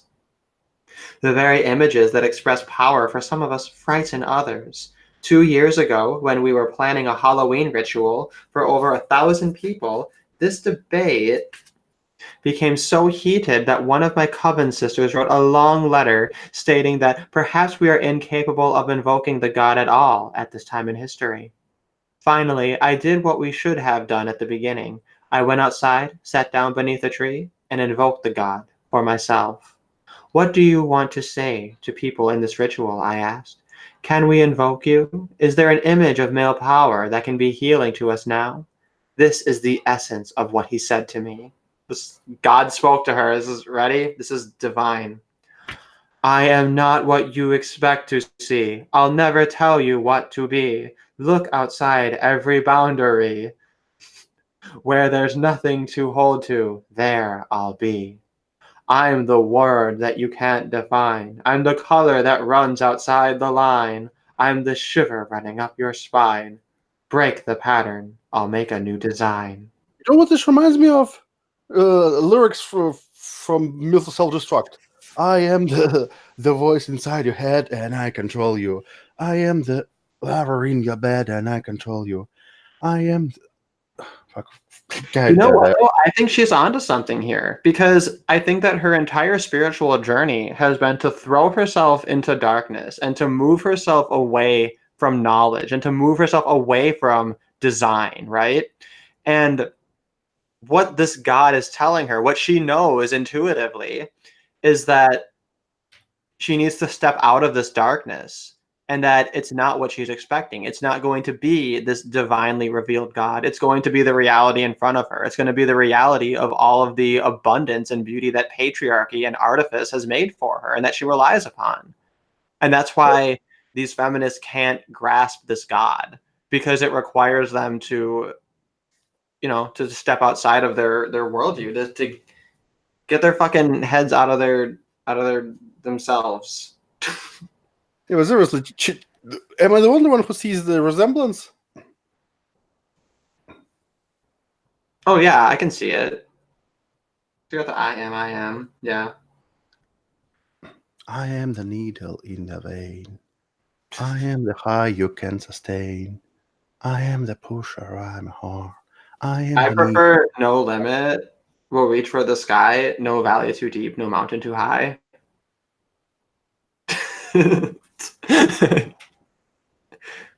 I trust that God. I hope that I trust that God. Sorry, I was reading that as like, I trust that God. I was like, oh, she means like that God. I trust that God. I hope the men's movement finds a new pattern, a healing pattern. I would like to live in a world where women and men could nourish each other with clean, untainted fruits and fresh baked bread that all our hands have kneaded together. It's like, no, bitch, that God was talking to you. That God was talking to you. And then like this idea that these fucking feminist witches are like, oh, what if at this time we're just not able to invoke the god because whenever we try to, everyone gets scared. And it's like, shouldn't this tell them something about the way that men and masculinity is perceived relative to femininity, right? That it's so easy for them to see femininity as something that's like praised and loved so much, and then they struggle with the maleness. Like, it seems like it's that even the witches, when they try to gain this knowledge, they've accidentally vindicated Robert Bly. Well, the problem is that if they want to invoke the god and not have a unpleasant and frightening experience, just set and setting before chewing on shrooms. Just make sure your mind is at peace, and then you'll hear voice of God or whatever, or see dancing line in the corner of the room. Just do it properly, and you won't have any bad trips. Yes, but they will. But they will, and they will, because it's all in their fucking head. If it gets too masculine, they're gonna be afraid of it because they're not willing to turn this message onto themselves. It's the entire world that needs to change, not them. Yeah, well, if you can't take the heat, stay away from the oven. That's the thing. Yeah, it's if you can't take the heat, stay away from the coven. Good one.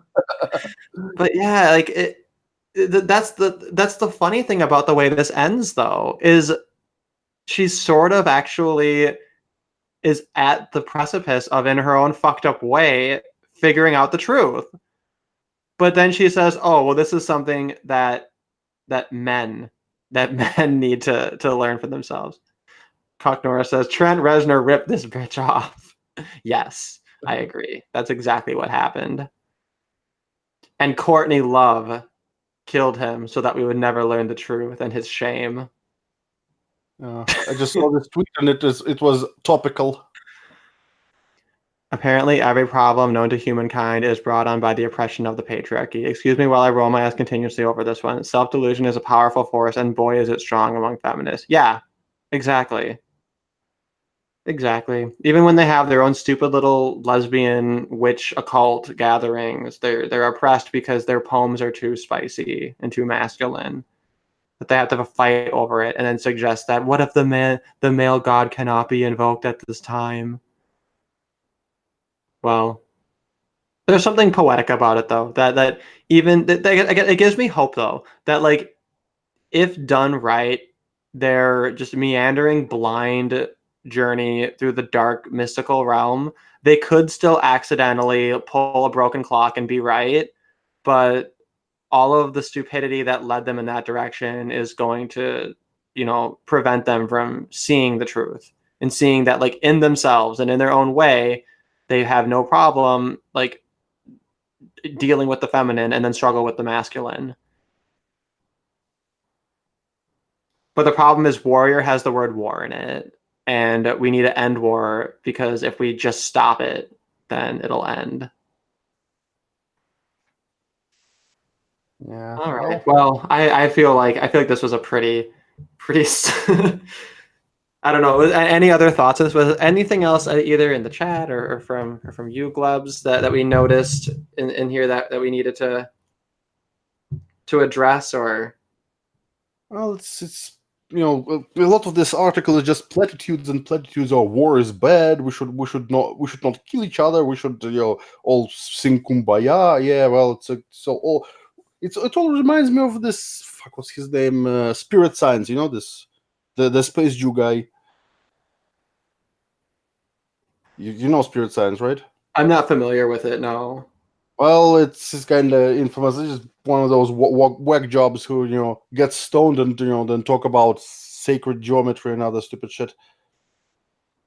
And, yeah, sacred geometry is like when people get really, really into physics and then they think they've seen God, right? No, it's not about physics. It's more about drawing pretty pictures and thinking that this is sacred. Just because you drew something that looks nice doesn't mean it's sacred. It's just lines on the paper. Oh, I see.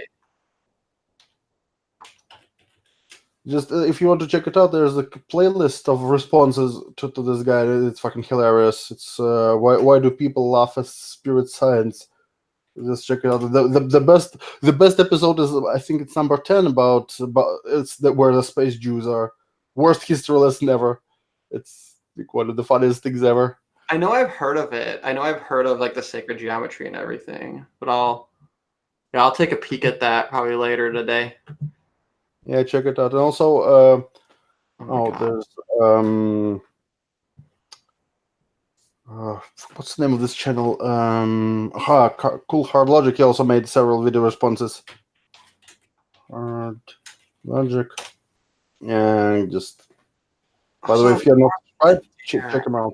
Oh, Margot Adair sounds familiar. Margot Adair.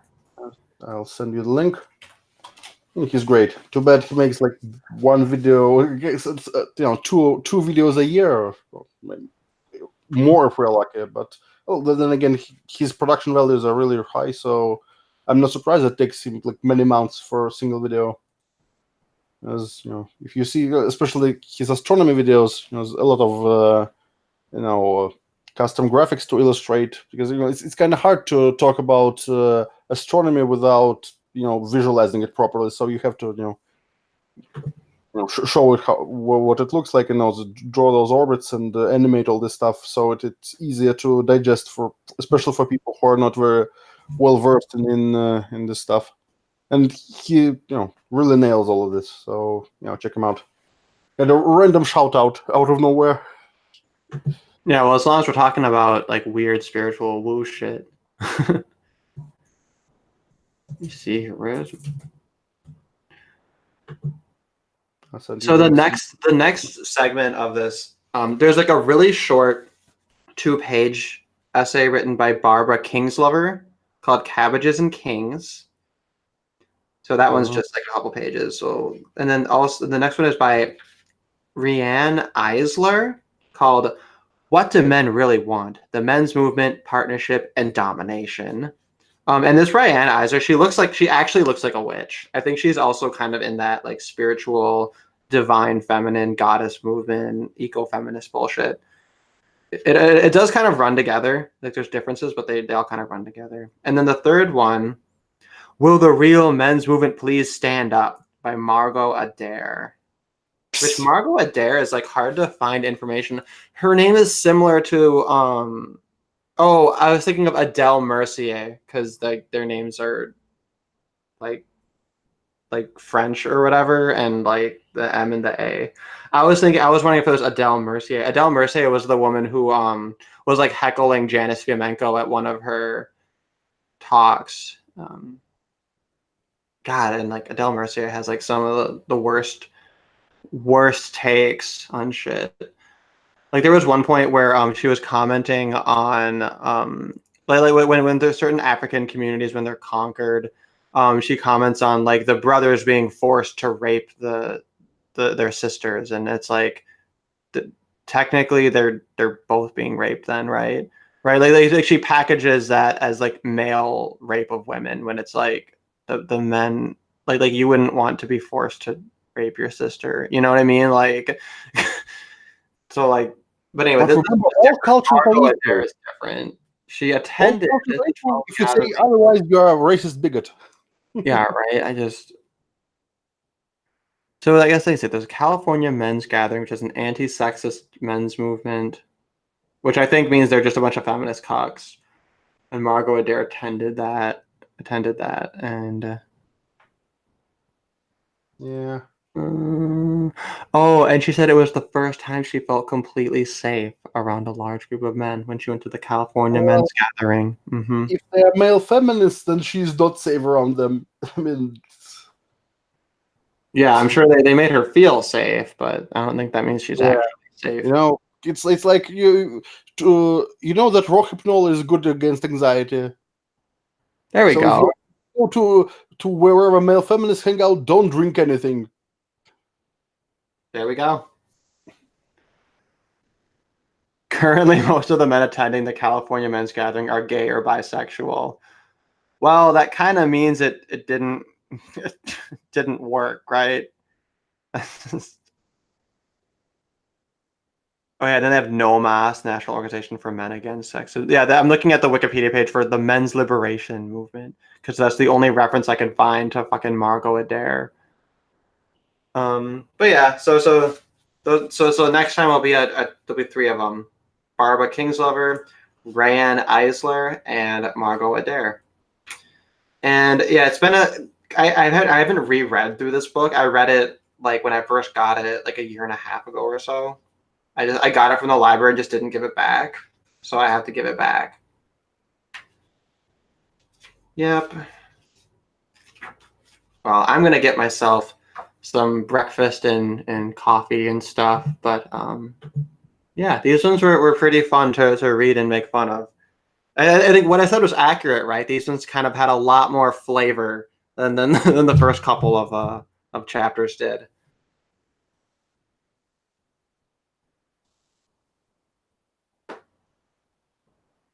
All right. How do I end the stream? Thanks everybody for coming. You all have a good day, and everybody keep it easy. Have a good one.